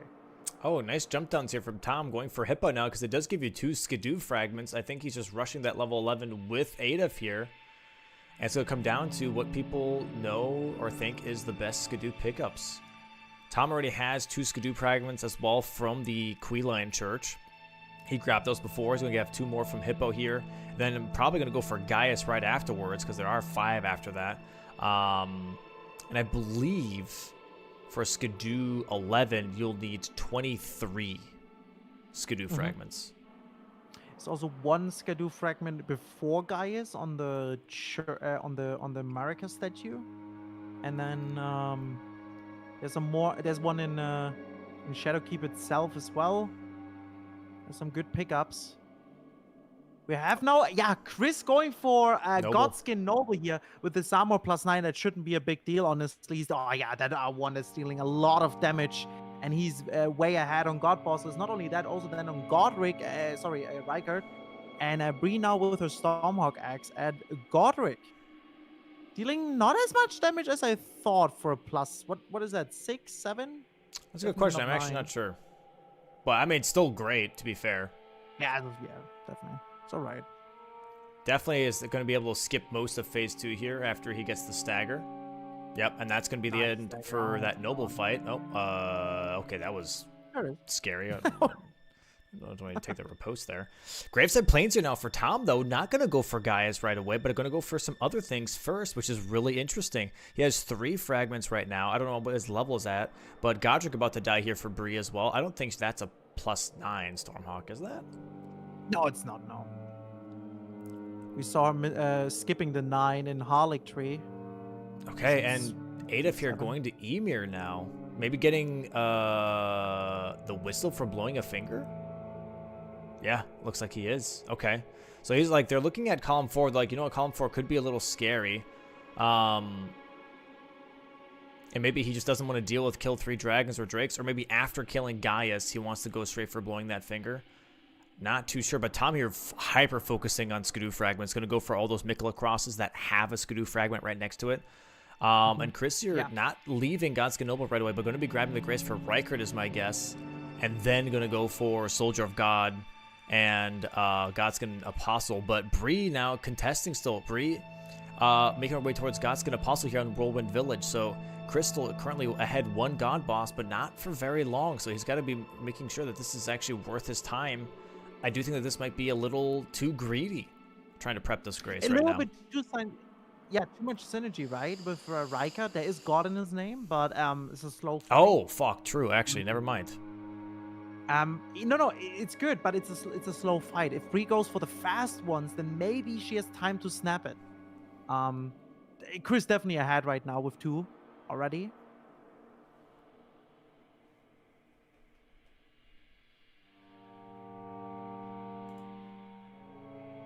All right, with going into the Rykard fight, Chad, I think it's time for a change up in music. Yeah, he's going now for Rick, God, Rick, Soldier of God, Rick, as his 3rd God Boss. Bree now at 2nd and Apostle. Never mind. I think Stormhawk X is only +4. Oh, Chris is going for Soldier of Godric, yeah. +4. Interesting. Okay. Yeah, the damage is definitely not very high. Yeah, I think it's just a 4. Tom now here in Shadowkeep at the very top, making his way now to Gaius, and seems like Ada back in... He's going for blowing a finger. I'm pretty sure. And I think he's doing it this way to, like, showcase to Tom, like, hey, I am. Like, he's, like, trying to bluff, maybe? Maybe. Yeah, maybe. Like, hey, I'm working on Skidoo already. I already blew a finger. Could That'd work, be my guess. That's just my guess. I don't know. I think maybe just blowing a finger just is a really nice block because of the row 4, column 4. Oh, you know what? Maybe he's doing it because it's also a little bit more progression towards Sanctrina. We have that on the board. Why'd you get so quiet all of a sudden, Zoodle? You got really quiet all of a sudden. Yeah, I think my Discord is dying. You're sometimes cutting out for me. I think my Discord is generally dying. Okay, I just bumped you up a little bit. All right. Should be good now. Should be good now. All good, all good. Am I good now, chat? Good? Yeah, you're good. Okay. This is interesting. Yeah, so yeah, he's going for the finger here. Gonna beat Tom to blowing the finger. But then afterwards, like, what do you do here? I'm really not sure. Bree's gotta be careful here. She has no flasks. Very careful, yeah. Oh, that should have killed her, to be honest. I'm surprised that uppercut missed. She has no more heal flask, yeah, so she... Yeah, it's trying to go here maybe for stagger. This could be a huge time sink for Bree if she does die. Chris, you're trying to block out that... Okay. Bree, careful. Nice touch too. Okay, yeah, this is fine. A good attack. Uh-oh. He's one more. Spin. Oh, misses the R1 here. Okay, Goes for the running R1 and gets it. That's her 2nd God Boss, though. This is already Chris's 4th. Yes. So if he beats so Rykard she's here... now gone to Godfroy, which is an average jail for the 3 average jails in Giles. But is probably gonna get sniped here on the God Bosses, unfortunately. And there it there's is. blow a finger from Ada. Really nice. Really nice. Nice block. Really good block.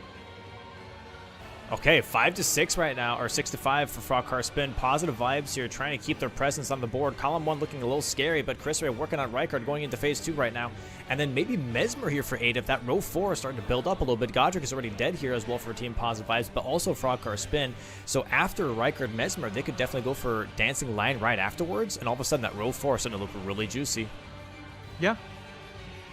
It really depends on the level 11, because right now Scato level 11 is very important for Tom, and if he gets that, then he snipes the row 4 and column 5 right away, and I think that we're in the majority if he gets that square. Yep. And yeah, that's exactly what he's going for right now. Going to go for some of these potheads. Who puts V-Sweat into the game? And Goldfree coming up next, probably after that in column 5. Zoodle didn't get my joke. That's okay. No, I didn't.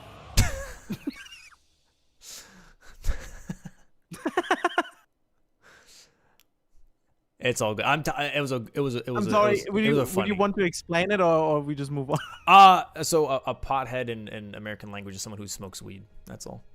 Oh, yeah. Okay, gotcha. No, I've heard that before. Yeah.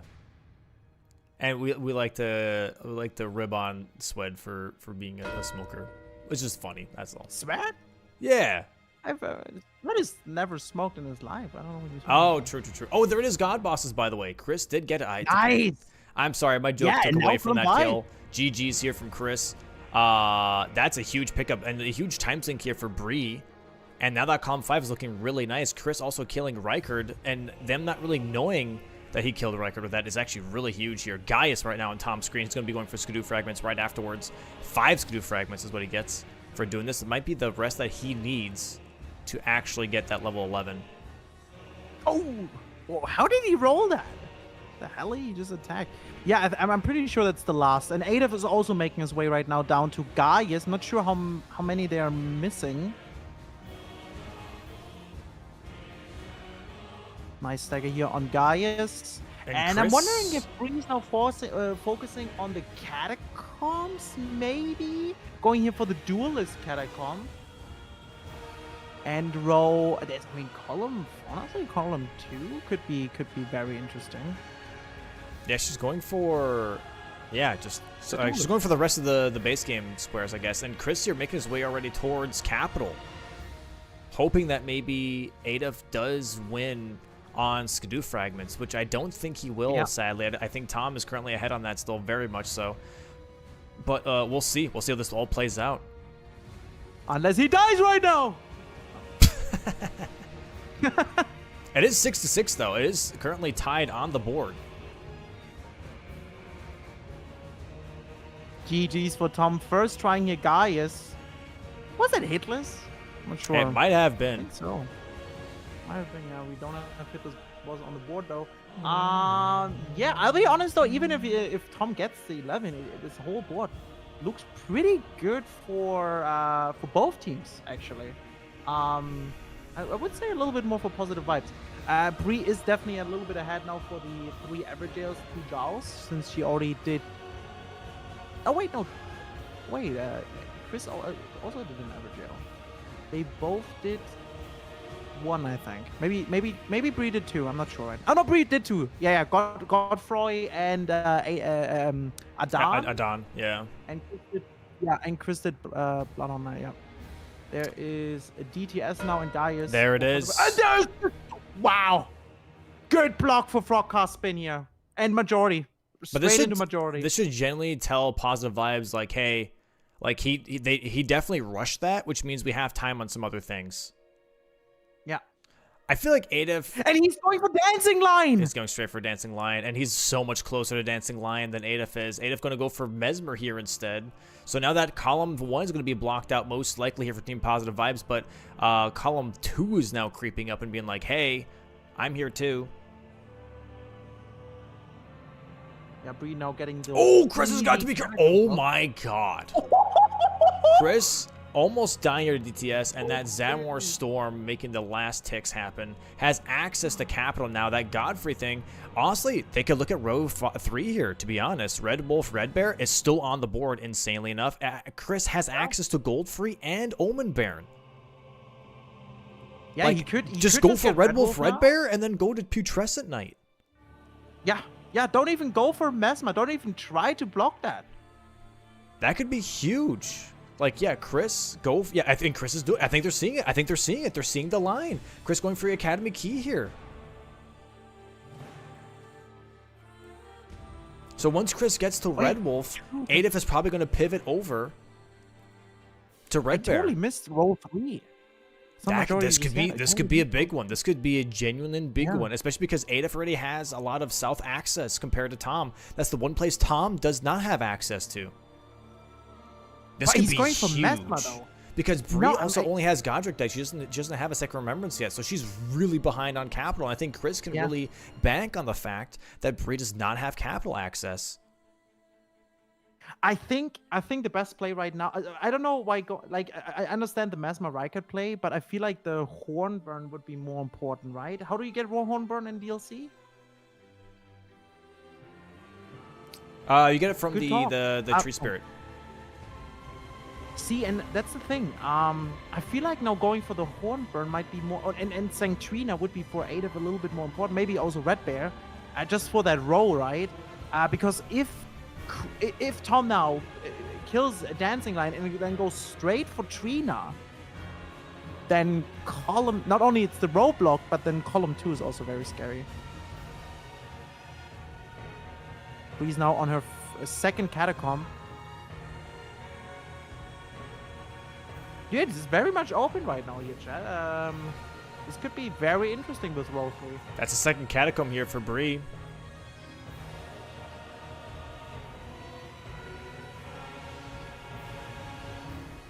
Chat, I just looked at the score, by the way. Is that a 6-7? Oh, thanks. Ah, man. Seemed like I just saw in chat, and I probably missed it. Apparently, Bree quit out on the Everjay on Godfrey. Oh. So she didn't finish that. So it's still 1-1 on Everjails then here. Yeah. Oh, by the time Chris gets the Red Wolf, Mesmer might be dead here as well, by the way, for Adolf. Adolf having a really nice fight here on Mesmer. Already in phase 2, already past the explosion attack now as well. And Tom, you're now going into the Dancing Line fight. This is huge for Team Positive Vibes. It really, really is. That 11 Skidoo, honestly, really wasn't that bad. Really wasn't that devastating at all. It was important for FrogCarSpin, but yeah, it was okay to lose out on it and getting progress on these other squares. Stagger. There is the bleed proc. Okay, Mesmer's dead here. That's going to be a mark here now from Team Positive Vibes here. 7-7 in just a second. Dancing Lion already being staggered here by Tom. There it is. Going into phase 2 in just a moment here. There it is. Bada bing, it's bada boom. It's that'll let them know, okay, so Rykard was one of the god bosses here for Chris. Holy schmoly, that means Chris has access to capital now. And Bree doesn't. She's in her third catacomb. Chris already on his way to Red Wolf. Going to be grabbing the Grace here. The debate parlor? No, the classroom. And Adolf already making his way towards Red Bear. Oh my god, this is turning out to be an insane match.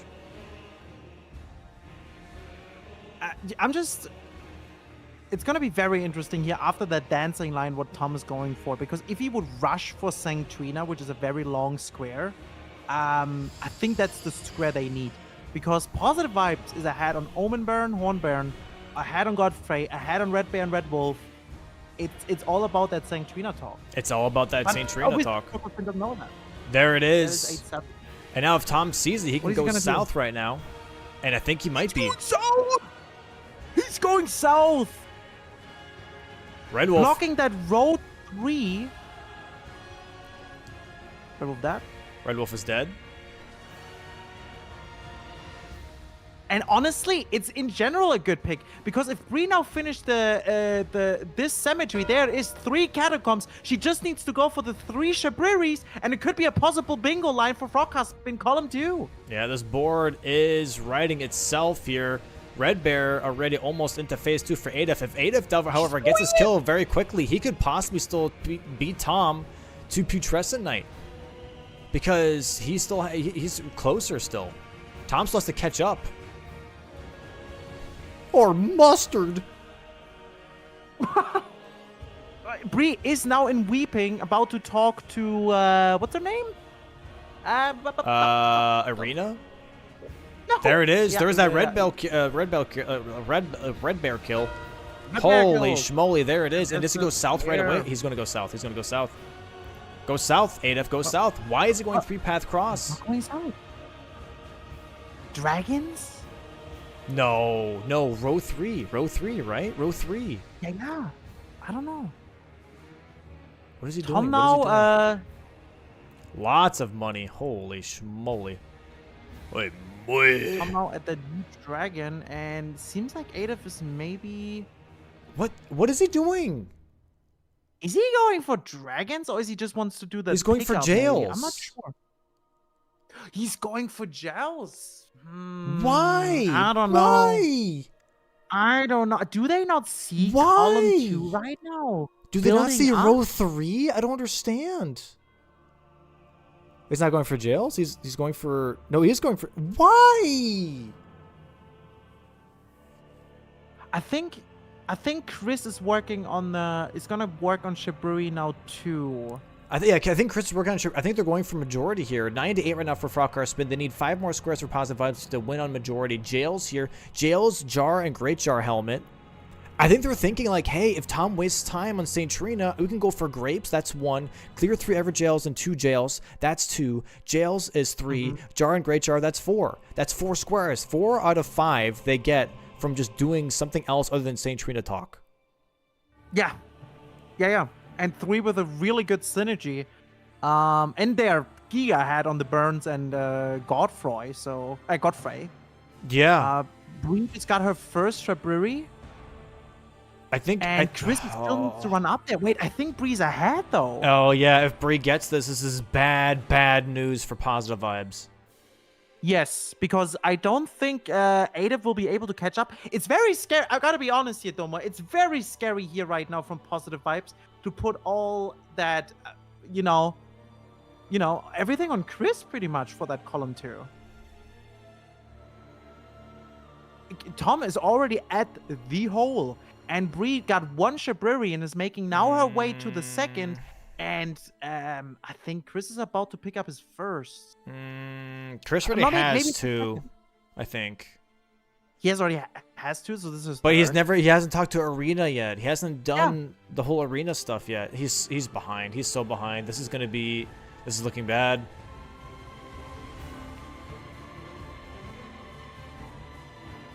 No, there she is. It's still not enough. Bree's ahead. I'm pretty sure, right? I'm not sure, actually, because he did it in a different order, I think. Oh.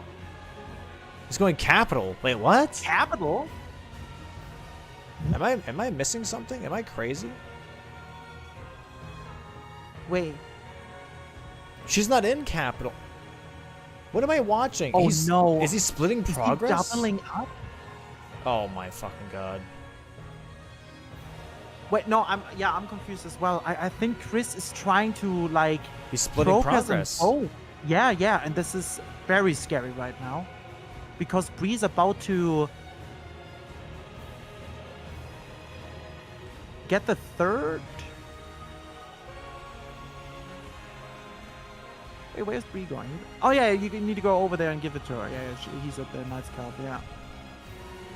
And Tom is already down in what's it? This is not good. I think Chris could have beaten Bree to Shiburi Grapes actually. I think so too. Yeah. And it's also very important that split progress right now is scary. I mean, this is the thing. I'm pretty sure Chris assumes Bree has access to capital as well, and doesn't want to lose, that column 3 to anything. Maybe not seeing that column 2. Sorry, row 3. I don't see the column 2 right now. Bree's now heading over to that shack to kill the invader to get the last Shiburi, and then she just needs to give it to Irina, and that's it. And Tom is very close to PK. Oh, this is so. How did they not? I don't understand how they're not seeing column 2. Why is Chris in capital right now? I genuinely don't understand that. Do they think that Tom is not going to do St. Trina? Tom does Jory at 15 minutes. What do you I don't understand. I really don't. I think it's something we definitely gonna talk about later. That it must be that they thinking they have a plan. Definitely, it's not like I don't think they don't see it. I just think they really have a plan here. But maybe you know what? Maybe it's just us seeing all screens and it's easy to tell, right? Well, no, because base game players, all they have is Shabiri Grapes or Gold Free, and Chris right now is going for the Omen Baron. I'm sorry, that doesn't make sense. Yeah. It just doesn't. Where's the sense of urgency here? Yeah, Burn is right now definitely not the best pick. And Tom now is at the last grace before PK, and Bree is about to give the Shabriris. And now, there it is. Yeah, and now we're looking at a Column GG's 2 here. is the scariest thing ever. 4 positive vibes, and we have a possible second bingo line from FrogCarSpin here in about 5 minutes. And maybe the winner of Bingo Brawler Season 5. The way they're talking right now between positive vibes, it looks like they just weren't really looking at it. They just weren't really seeing column 2. Oh, damn. That is rough. Yeah, Tom already going to be jumping down here. Doesn't have the Holy Infusion, and the attack range on Starface is not too great, but I don't see a big PK incident happening here. This might be GG's for FrogCarSpin, possible Season 5 champions. Yeah, it's going to be very interesting to hear Positive Vibes' thoughts, especially about now the second match. Doesn't Adolf have a closer You know spot? what? That's how bingo goes sometimes. You just miss things. Under very huge pressure, it's very, very easy to just miss simple things. As I said, it's very easy for us viewers to talk about this because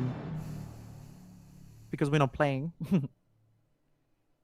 I think Chris could have gotten grapes for sure before Brie, because I think maybe too. Yeah. Oh yeah, look at this damage, dude. That's not gonna take very long. Isn't Adolf closer to Blue Coast? He was at the blow of finger, right? Is he? He blew that finger, so he must have. Maybe he never grabbed the grace. He never. Oh. No, he has that grace there. Oh, he forgot about it. Oh. Yeah, he forgot about it. Oh, yeah, look. Yeah, he never grabbed the... Yeah, he went from this wing down to blow a finger, so he actually didn't have that much. I mean, this is still closer. No, yeah, for now. Yeah, I just meant earlier when we talked about that Tom is, like, not... still has to make, like, progress into the south. Tom already had it. At that point. Well... 2 more hits here for Nuclear Pasta Tom on this PK. And there it is, GG's. All he needs to do now is not die on this fire. Go over to Trina, talk to her. And we have our Season 5 champion, FrogCarSpin, ladies and gentlemen. Holy shit. Yeah, has to talk to her, or has to talk to the St. Trina... I guess person, kind of. 4 times. Is it a person? 4 times. 4 times? Yes. Oh, yeah, because 4th is the... Yeah, you die 3 times. Yeah, exactly. Die 3 times, and then the 4th is then yapping. Yeah.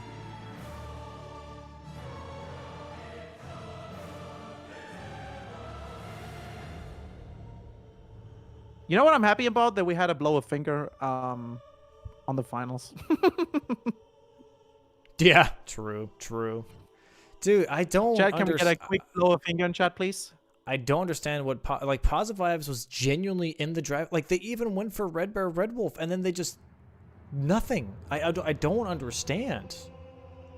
Yeah, I really like, don't. That's what I'm saying. Like when Adolf went for Mesmer, I was like, why Mesmer? Just go for the Trina, burn. You know, go for the roll 3, win by bingo, because they could have made that. If Adolf would have went straight to Trina instead of Mesmer and anything else, he would have gotten it. And then Chris is so ahead on Capital. I mean, he was inside that they would have easily gotten that roll.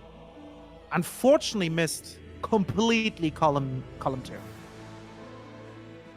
And that's the 3rd, I think, for Tom.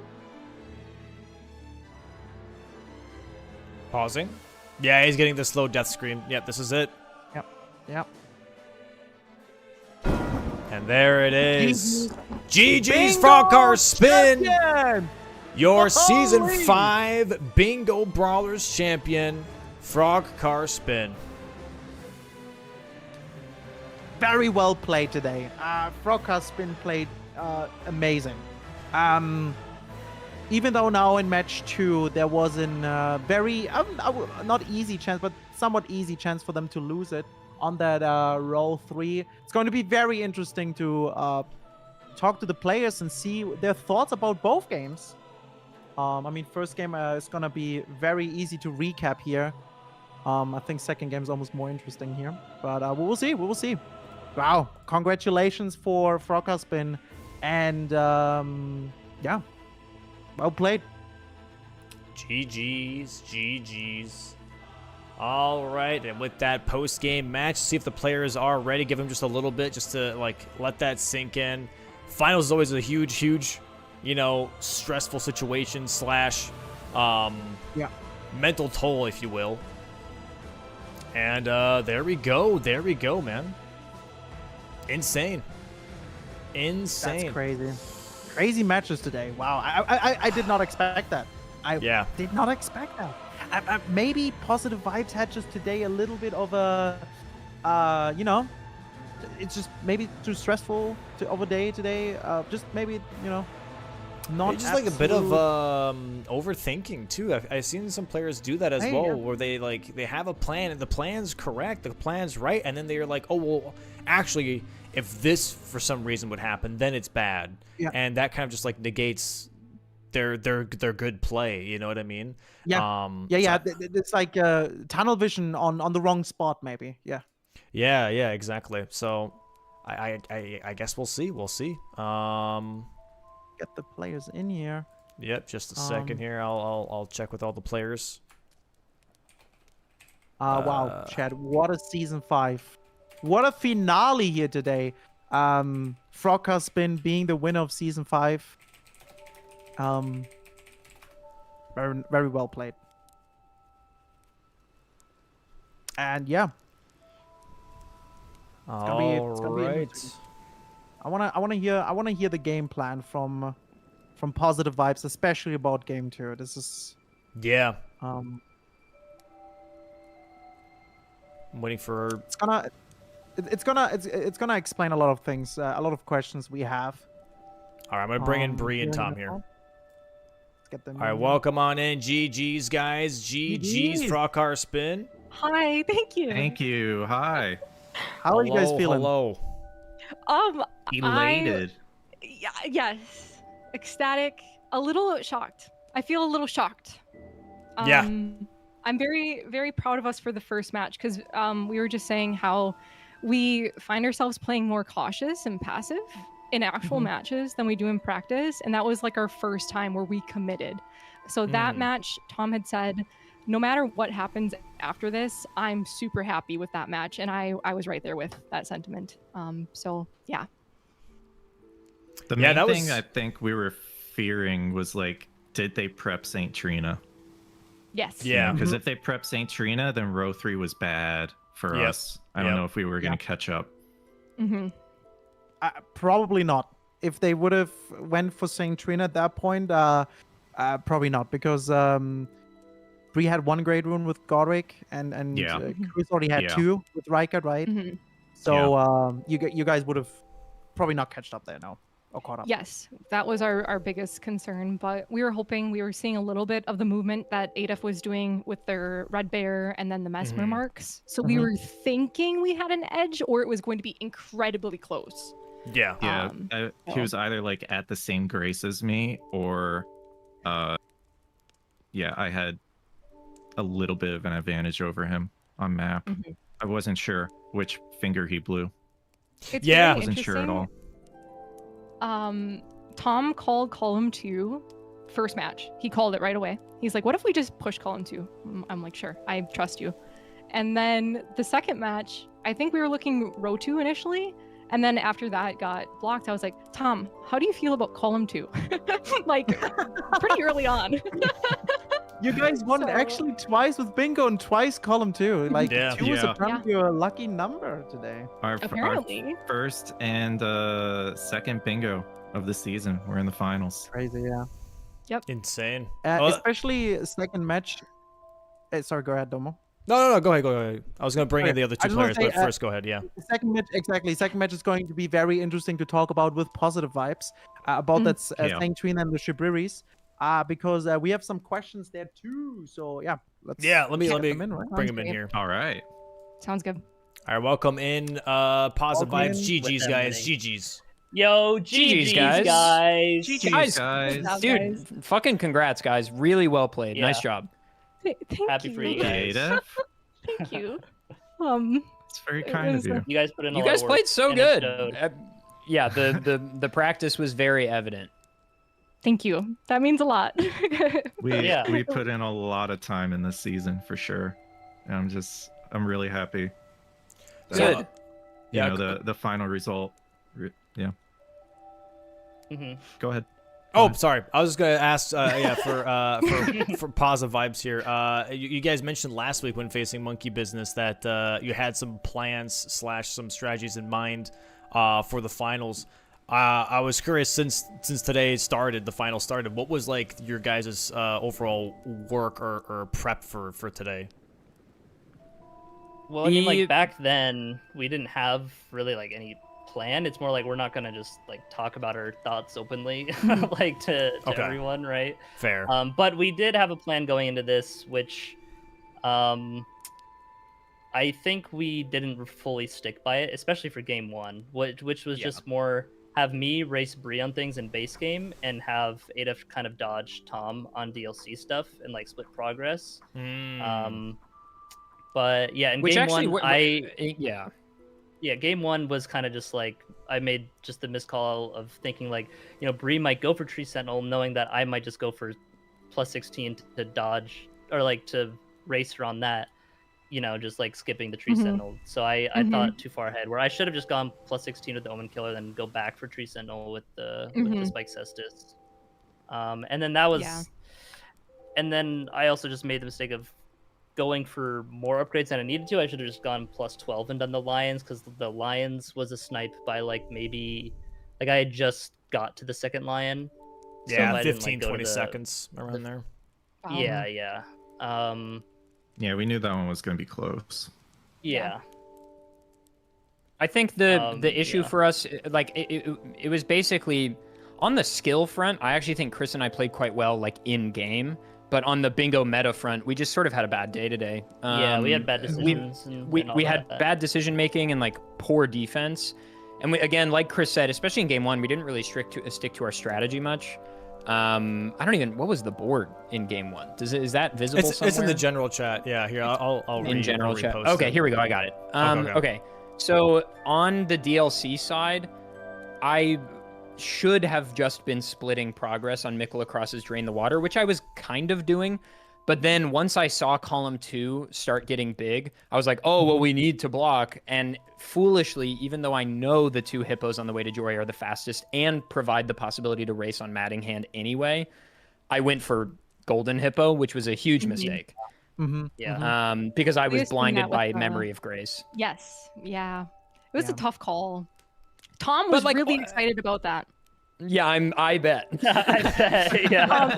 Can I tell you something? He was specifically very excited about that column because it allowed him to kill Jory at an obnoxiously early time in the match. That is one thing I will say, Tom, is that to answer your question more properly, Dom, like what was our game plan? I mean, part of what Chris and I brought us to success against Aggie and Mitch is we watched hours of their games. And listened to their comms the entire time. And we did the same this week. We watched a lot of Tom. I'm probably your most dedicated viewer this week. Wouldn't doubt it. I did not chat one single time, but I watched every single one of your VODs start to finish. And our goal was for that knowledge to like propagate to decision making in the game. But then it just kind of didn't, because I know from my research that Tom loves a Jory rush, and then I just didn't factor that in. So it's just just a mistake, but it is what it is. Can I tell you something, Adaf? Yeah. Which I don't know how much this actually happened, but like at the beginning of the week, I said, Tom, play different this week. I said, I'm like, make weird choices. Do not play normal. And which was good. I don't know. I don't know how much that actually It is good. No, It might that have worked, really I don't know. mattered a lot. Like, because we figured you would just go to like drain the water or something first, because it also got progress towards like Blow the Finger and Yeah. like Yeah. base game DLC boss. Still good. Yeah, I mean, it's still good play. Yeah, exactly. And so we just what- figured just splitting it would be good, but Was there a moment, Tom, that you thought about maybe not going for draining the water and just go straight to the hippos, or?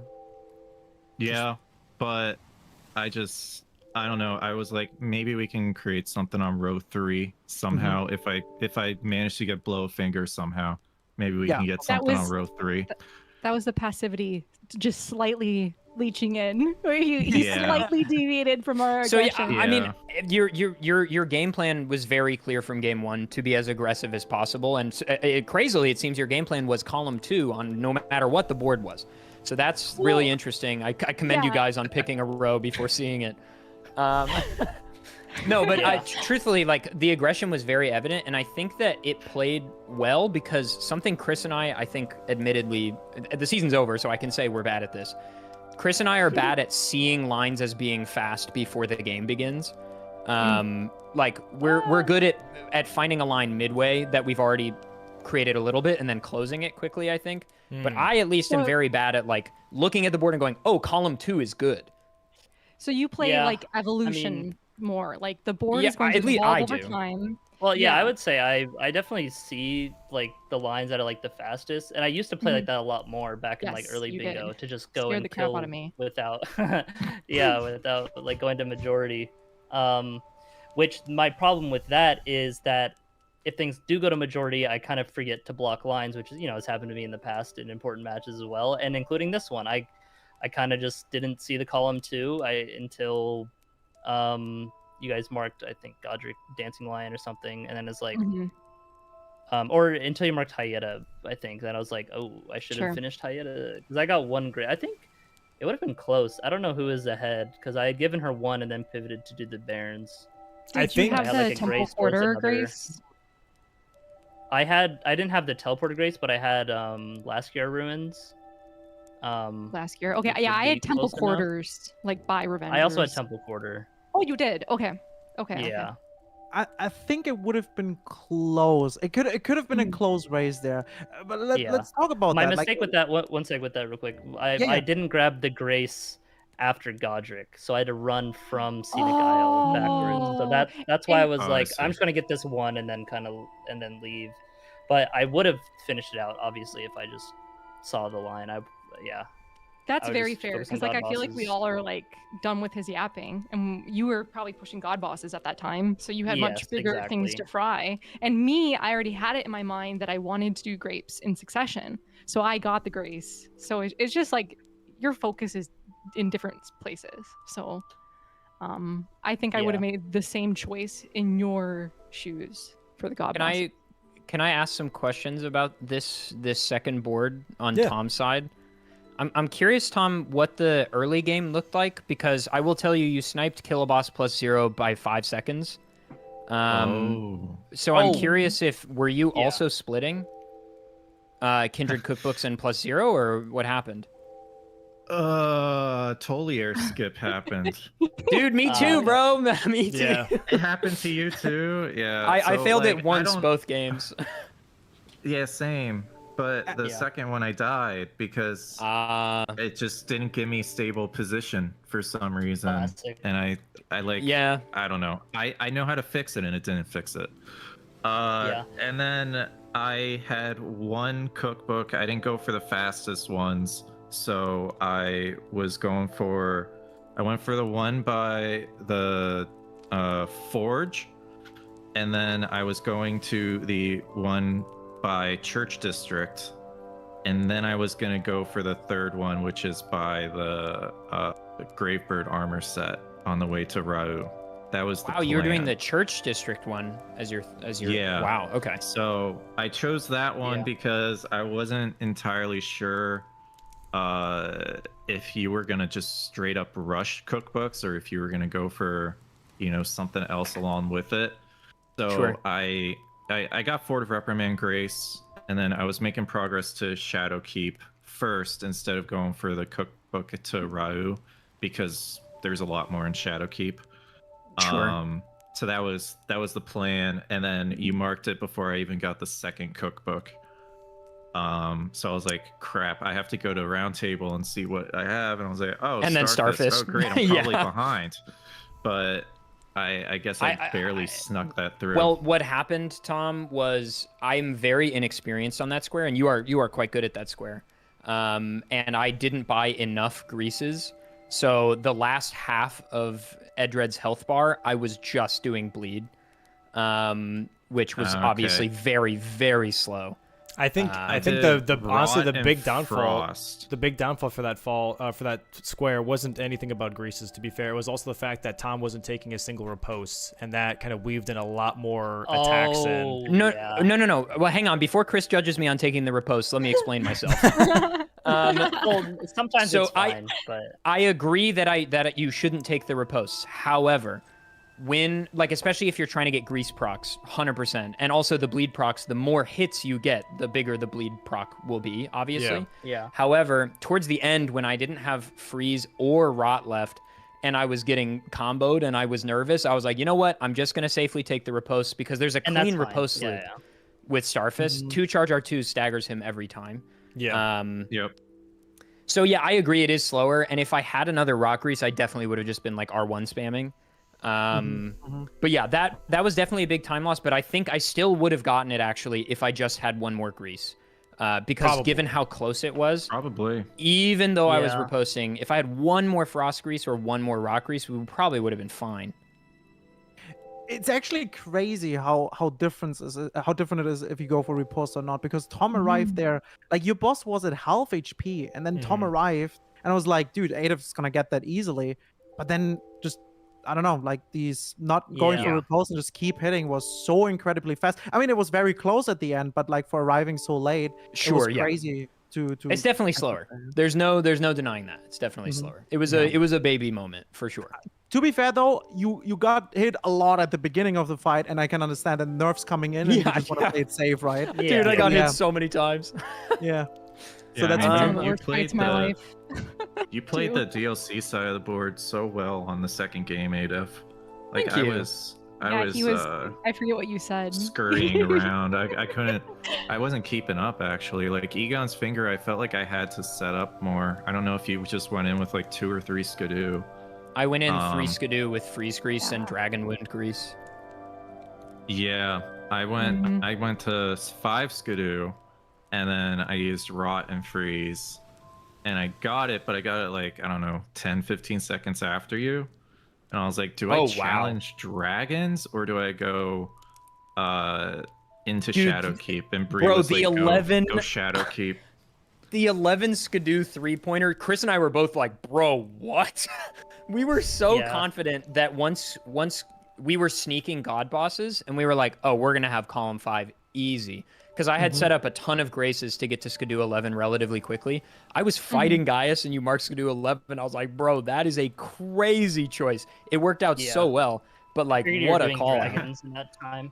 No, as soon as sorry, I'm so sorry, Zoodle. No. What's it, Zoodle? You can go. No, I wasn't gonna say anything. You're good.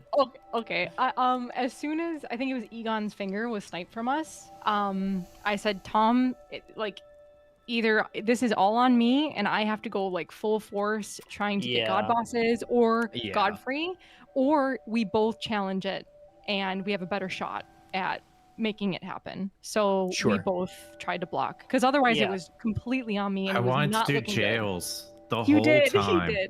The whole entire game. I wanted to do jails, and then it just no one ever went for them. I killed Owns. I killed Owns. I killed one. Okay. We didn't recognize. I shouldn't have killed Owns because I did it while you were prepping St. Trina. I'm going to be honest with you, just did not see column 2 in the second game. That was the question, I guess. I know that's probably the big question, right? Yeah. Yeah, it was like, we just, because I know Chris said he didn't see it until Grapes was marked. I'm assuming, if you didn't see it till Grapes as well, or like, was it just both you guys going like at the same time? Yeah. Part of the problem was that we also thought that we thought that St. Trina would be a time waster for Tom. Like, we would promote the rest of row 3 and force him into St. Trina as a long ball. Yeah. But then so that sort of clouded our judgment around that square, I think. And then by the time we realized it was way too little too late. Yeah. Yeah, So for a moment we thought that was you guys' plan, that that Chris is finishing the Shibiri grapes and then you guys force them into Trina and then you could just grab all these jails and other, other things. Yeah.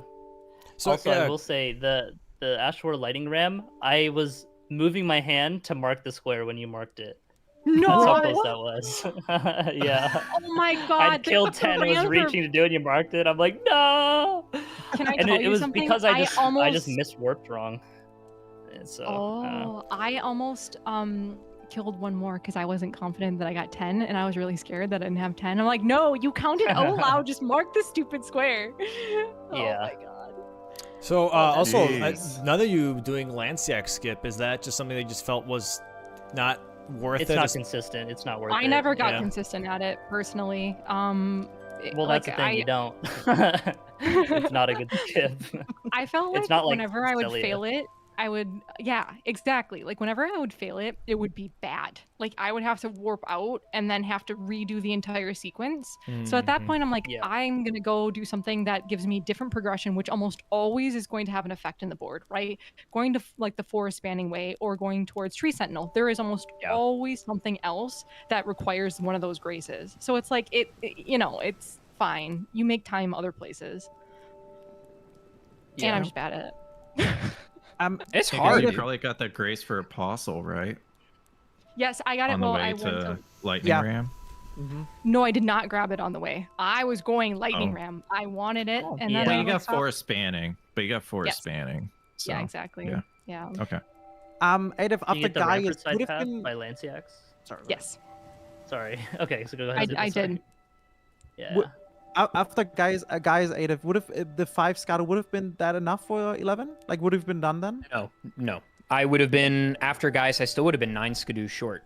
Yeah, so we still had a lot of collecting. I was doing what I thought was rushing it in that moment. Okay. But it was already so far behind. Going ahead for it, yeah. Skipping ahead for it, yeah. Gotcha, so last question for me here Gaius last.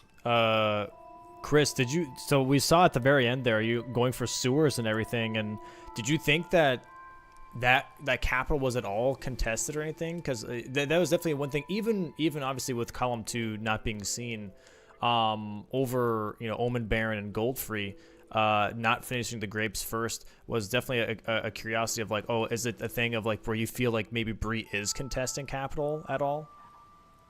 It was more I didn't think she was, but I knew that it was a possibility. Especially because she was probably also doing they got Godric and Dancing Lion, and so it was like, okay, she at least has one, and I don't know about the other, but it was more like I think I'm ahead on it, and so I'm just gonna go to the capitals to ensure I can get both of those squares for the row 3, like earlier, like the Baron and Goldfree. I know I could get both quick enough, but then obviously, column 2, right?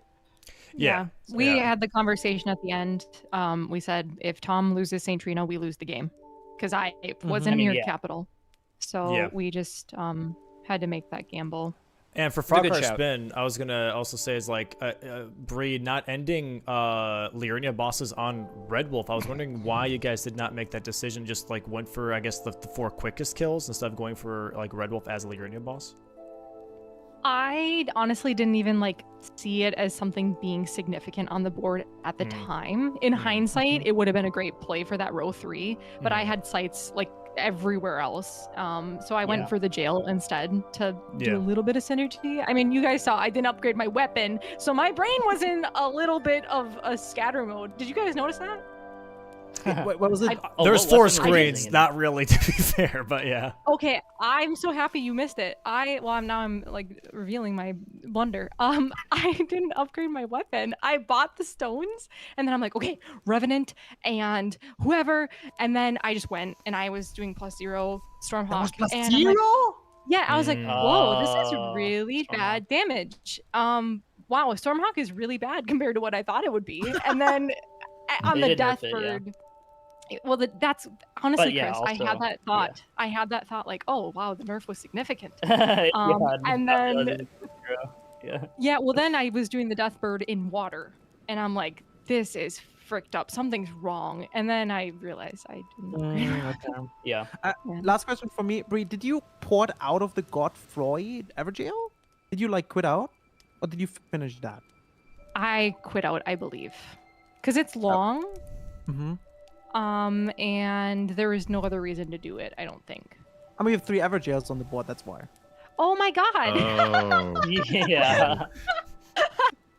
Well, I happens. think It in the moment. happens. I think in the moment, oh my gosh, Suna, you're so funny. See, that's the thing. Like, you get so fixated Yeah. on, oh shoot, I'm sniped. What do I do? What's my counterplay? And you just lose all sight sometimes of everything else, all other logic. True. Yeah. For me, it was like, this is the worst jail to get sniped on because he's just a tank. That dude is a tank. Yeah. So that's thank you. That would have been probably good for me. Well, any other questions between the two teams? No, not really. Just No. just GG's. Yeah. GG's. Well, did you get the Stormhawk axe from the axe chest? Yes, in Or from Round Leonia. Table? Why? Leonia. Why do people check that? Because I It's was in so the vicinity. crazy. I was in the There's vicinity. one good axe. It's Stormhawk axe. There's 4 of them in the game though. There's 4 Stormhawk axes? Yeah. Yes. I thought it just Yeah, you can get. it. yeah. Okay, I mean I know there's like 3. Well, I thought there I was guess you can 3, be and then given Tom one. was like, "There's so 4." it's not just one Stormhawk axe in the pool. It's all of them. Yeah. I believe Okay, so. well, I mean that makes sense then. Why that? Yeah, Okay. well, I checked Roundtable, I checked Greatsword, I checked that because I just wasn't Okay, I yeah. wasn't convinced that Lord Soren was going to carry me the rest of the game. I used it early. Oh sure. I don't yeah. know. I think that's probably I what had you used too. Zamra Curb Sword from Dairy Will and just plus 9 to that. Oh yeah. Oh. Yeah, I was worried about you getting a weapon from there. That was Yeah. a good weapon. Yeah. Yes, great weapon. That Ash of War is nice. It is. Yeah. Yeah, I shreds. hate the R1s on it. It's really annoying positioning wise. Yeah, while doing The it, roll but- R1 is also annoying. I hate the spin slash. Yeah. I mean that's with the normal R1s. Yeah, just the spins. But yeah, I mean that's kind of really about it. You guys played well. You guys very much deserved the win. Happy to. I mean not happy to lose, but if we're gonna lose to anybody, you know. Yeah, GG's Agreed. FrogCarSpin becoming good. our Thank season you. 5's Thank you, Bingo Brawlers champions. Congrats on that. That's freaking huge. And positive vibes. Second place here for season 5. Also huge for you guys. Yeah, let's third, go. second place. Let's go. Wait. Can we call out for just as like a let's go huge W? We were 4th and 3rd seeds respectively, and now we're Yes. 1st and 2nd. Yeah, that's cool. Yeah. Yeah. Pretty sick, cool. right? That's Mhm. pretty cool. Yep. That is very Yeah. insane. Yeah. You guys played really well, yeah. This entire season, like both teams. You guys really getting Yeah. now into the finals is amazing. GG's, guys. Thanks, I agree. Zoodle. Thank you. I agree. And with you. that, guys, closing statements. This is the end of the season. Positive vibes. If you want to go first here, let us know what you're working on, where people can find you, and yeah, anything else you'd like to say. Yeah, go for it. You want to go first, Chris? Go ahead, Adolf. You got it. Okay. I'll say first of all, thank you to Dom for running such a sick event. I think that it is evident how cool bingo is given how massive it is. I'll frequently be in like random places in Los Angeles, not frequently, but more than once. I've been in random places in LA and have been talking about bingo, and a random stranger will be like, "Oh, are you talking about bingo brawlers?" So like, That's cool. this is a known this is a known show. And like other big creators also love bingo. So this is a cool thing. It's cool to get to participate it over and over again. So I'm appreciative to that. I got to thank Chris for fucking training me under a waterfall for 8 hours every fucking day. Truly, we just sit in VCs all night and lab bosses. So that's really good. I also have to give a micro shout out to my boy Gino Machino. I didn't tell anybody but Chris, but you may have noticed my Rolana improved before semifinals. That's because I asked and then gifted him subs because he's a goat. I asked Gino to teach me Rolana. So Gino and I labbed Rolana for like 2 hours. So GG's to Gino. That's awesome. And I don't know. You can find me as ADEF on everything, but that doesn't matter. GG's to FrogCarSpin, my goats. Well done. Thank you, Ada. Thank you, Adif. Poggers. Chris? That's all you got, Chris? Well, sorry, I thought I'd get Tom to tee me up or something. Yeah, I mean, again, thank you, Dom, and all the casters and all the refs for putting in time for it all. Like, it's always a fun to be part of Bingo Brawlers. I think this is the first season that I wasn't really like burnt out by the end of it. So it was a lot of fun. Just like being with the teammate, I think really helps that a lot. The square, like this format is also just so fresh. Like, definitely can be reused multiple times. Just the X squares alone with the combined, like just two people in different games, it just adds so much more strategy. There aren't things that are like solved really. Like, it doesn't get solved. Like, kind of like the end of season 4, it was like, all right, squares and stuff are just like solved. This is what you should do every time. But yeah, I mean, sorry we couldn't put on like the best finals for everyone watching at home, but you know, it is what it is. It's not scripted. It's Bingus. Yeah, it's Bingus. It happens. In terms of what I'm doing, I mean, you know, the good old YouTube grind is always a thing. There's a new Strings Attached video, which is a game show I run for those who don't know. With Dom was in there, Aggie, Adif, and Grand Pooh Bear as well. So that was a lot of fun. And there will be another big Archipelago video this week as well. So keep an eye out for that. But yeah, so that'll be fun. And it's like over 4 hours. So in for a treat. But yeah, I mean, I'm very looking forward to just all the future bingos to come. I'm not going to say what, but I know Dom has some fun ideas for, I don't know if like full seasons, but at least like some fun things for bingo. So be sure to follow Captain Domo, subscribe to him on YouTube and Bingo Brawlers and all that. Or else. Oh, man. Appreciate Team Positive Vibes. Appreciate Chris. Thanks again. And also congrats to FrogCarSpin, of course. Like, you guys very much deserve the win. You guys played great. Very happy for Tom and Bree, especially Bree having to deal with the child while going through all this. Like, that's gotta be insanely stressful. So like having to deal. You know, I'm yeah. I kind of expected. Well, I guess that's a bad way to put it, but you know. I kind of expected him to be sleeping a little bit better at this point, but no, he still just he wakes up every 2 hours. That's just that's how he is. He is baby. He is a baby, but I do appreciate that, Chris. It is my life. So thank you. You should change his name to Somber +9. I considered it. All right, thanks so much, Positive Vibes. And with that, FrogCarSpin, closing statements as well. Our season 5 champions. Where can people find you? What are you guys working on? Yeah, let us know. Tom, you first. Okay. Yeah. So Thank you so much, Domo, for having me in my 4th season in Bingo Brawlers, and it feels amazing to finally get the dub. I was so close season 2. Felt like didn't really live up to my potential in season 4, and I think with Bree by my side, always keeping me level-headed, I think that was the ticket. That's what I needed to kind of secure the dub. So really do enjoy Bingo Brawlers. It's one of my favorite things to do just in general, and I always appreciate you including me in this. As for what I'm doing, there's a few things. For on stream, I'm going to be doing the French challenge, I guess is what we've been calling it now. We have a bet between me, Captain Domo, Zoodle Blanks, and Gustav Gable. And essentially, we're just whoever can do it in the least number of attempts. So I'm going to be going back on the grind of that. There's also the Randocalypse.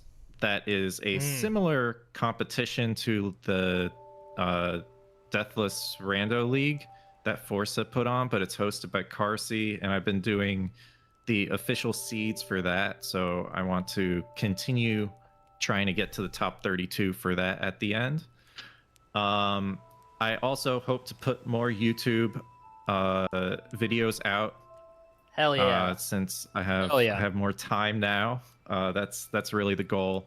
And finally, I plan on returning to Two Gods speedrun so I can get my world record back. Nice. Ooh. Very Good luck. nice. I believe- Mitch, watch out. And with that, Bree as well. Thank you so much, Tom. I appreciate it. I appreciate it, man. I'll try to be short. Dom, thank you. Thank you for having me back. I doubted my ability to commit the time I needed for the season, so I just thank you for your faith in me and having me back as a player. So thank you so much. And you were also very helpful with making a schedule that worked with me. It was huge for me. Yeah. Tom, thank you for your endless practice, your advice, your encouragement, and for messaging me the middle of August saying, Bree, we need to go to the finals or else. I have the screenshot. So I did not say. I did, okay, all right. It was not a threat. No, it wasn't. It was he wanted some redemption, and I think he had like some confidence in us. So Tom, thank you. You are amazing, and I'm so happy that we were able to pull it off today. Thank you to my husband because he pulled so many weekend hours helping with childcare and watching Clark, my son. And so just huge thank you, David. You're wonderful. Thank you, chat, for being awesome. We would not exist without this community. So thank you guys for being so passionate is the word I will use. Sometimes maybe overly passionate, but passionate nonetheless. I agree. And Zoodle and all other commentators and refs, the mod developers, there are like so many people that put so much time and effort into this this show. So thank you for coordinating that, Dom, and thank you everyone. Special shout out to the refs. There was a lot of refs that were practicing with us and like helping 100%. us prepare. So special thank you to those individuals. I think that's it. I stream super sporadically. That's just my life currently. I'm much more of a part-time streamer now. I'm really not working on anything special. I don't have any challenge runs coming up, but I'm going to return to Expedition 33 because I am halfway through that game, and I'm really excited to go back to that game and then maybe finish Silksong too. That would be cool. Hell yeah. So yeah. Very nice. All right, awesome. I think that's it. Yeah. Thank you so much. I appreciate that. Yeah, thanks so much, guys, for participating this season. Again, GG's to FrogCarSpin for winning. Absolutely insane matches. And yeah, thanks so much for putting in the time that you guys do. This goes to all the players. This is not just, for the two teams in the finals, but all the players that put in a bunch of time to practice for bingo. It's always a big honor to see how passionate you guys are about it and learning the new format and coming up with all the new strategies. And I like not watching practice sometimes because then I get to commentate and be like, holy shit, this is so cool. Like, this is a new thing that they, came up with, something fresh on, on our plates to watch and consume. And shout outs to the refs for sure. This season had the most amount of refs, and I think that helped a lot. With especially me not being as hands-on anymore, so I could really just focus on commentating and really enjoying the show. So shout outs to the refs for that. And really, honestly, I think a big thing, and I don't think I really vocalized this, especially with the refs, which I should do more. Which is that after day one, they're like, "Hey Dom, like I know we have like a ref schedule that's only for like the first 2 days. How about we just take over and we just we schedule ourselves? Like we'll figure it out." And that was honestly like a big okay, holy shit, I don't have to do everything, schedule everyone. Like they can manage themselves, and that saved a lot of time and also a lot of headache for me. So. Shout outs to all the refs on there. That's nice. And just being able to work themselves out and be able to be like, hey, shifts and everything on who can ref on what days and everything. So that was a very, very big relief. And also thank you to the commentators as well. So Zoodle, Parky, Blanks, and Swed that hopped on for a day as well. Thanks so much for all of your guys' commentating. I think that makes the show's way more fun as well. Your guys' insights, I think, is always huge. And thank you to Nordgaren for making the mod, and thank you to Asker. Huge shout outs to Asker, by the way, for the website that you guys are streaming on, and also the bingo board and all the updates, and these updates coming out like most of the time very quickly, and being like, hey, we fixed this real quick so you guys can keep doing what you need to do. So yeah, thanks to them as well. That's always just really appreciative. Yeah, that's from my end as well. Yeah, chat, please go ahead and follow everyone. Go ahead and check out bingobrawlers.com. You can click on their faces, takes you straight to their Twitch page. Give them a follow, check out their YouTube content, and yeah, watch them. They put a lot of work into other things besides bingo as well, and keep your eyes peeled is what I would say. But yeah. Ooh. Keep your eyes Ooh. peeled for something Bingo Brawlers. See, Dom? Yes. Is that what you're saying? Yes. Ooh. Something that I actually will have to probably also bring up in the Bingo Bros Discord. I have to probably talk to the players a little bit, actually. Don't want to tease any ideas right now for the people, or no, because it's still all right, still very much beginning. Yeah, no, I know. It's That's right, guys. Real life bingo. It's gonna be really good. Bingo. Run a 5K boxing. center Be square. racing around the country to get various squares. It's actually not a Play bad on idea. physical bingo boards. yeah. Crazy idea. E3. Damn. I will say that the next season, I will say this: the next season might be my magnum opus, is what I'm gonna say. So that's what I'll say. Hands are up. Hands are Ooh, up. so it'll be a full season. Okay. And with that, yeah, I think I'll close it out. Thanks so much, FrogCarSpin again, and Positive Vibes for playing the finals. GG's again to you guys, and GG's. we'll see you guys soon. Yeah, GG's guys. GG's. Fun Thank season. you. Bye, Always guys. fun to play with you guys. Yeah, it was Bye. great. Thank you, everybody. GG's. Bye-bye. Bye-bye. Bye-bye. All right, and with that, Zoodle, I appreciate you, man. Anything else from you? I know you didn't get to talk too much. I'm sorry, man. Everyone was yapping. Definitely. No. Yeah, let people know where they just- can find you though. Like what you're doing, like what you're working on, man. I appreciate you hopping on for the mic multiple times this season. Loved your commentary this season a lot, and yeah, glad to have you on the finals too, man. Yeah, no, dude. I mean, you said everything. Like, thank you, Domo, for inviting me as always. Like, since season 1 now, I love being your co-commentator. I love commentating with you. It's always fun. It's I don't know. Yeah. It's great. I really love it. I actually love it more than playing. And yeah, thank you for inviting me again, being part of this amazing season 5 in general, all these 5 seasons. And huge congrats to you for a very successful season 5. To all the players, you guys played really well. All the refs, everyone who was participating, all the commentators, everyone, you guys did a great job.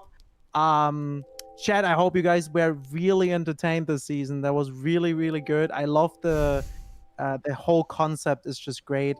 And I'm just gonna keep it short. Thank you, Domo. Really appreciate it. And yeah, you guys find me in Zoodle, everywhere Zoodle.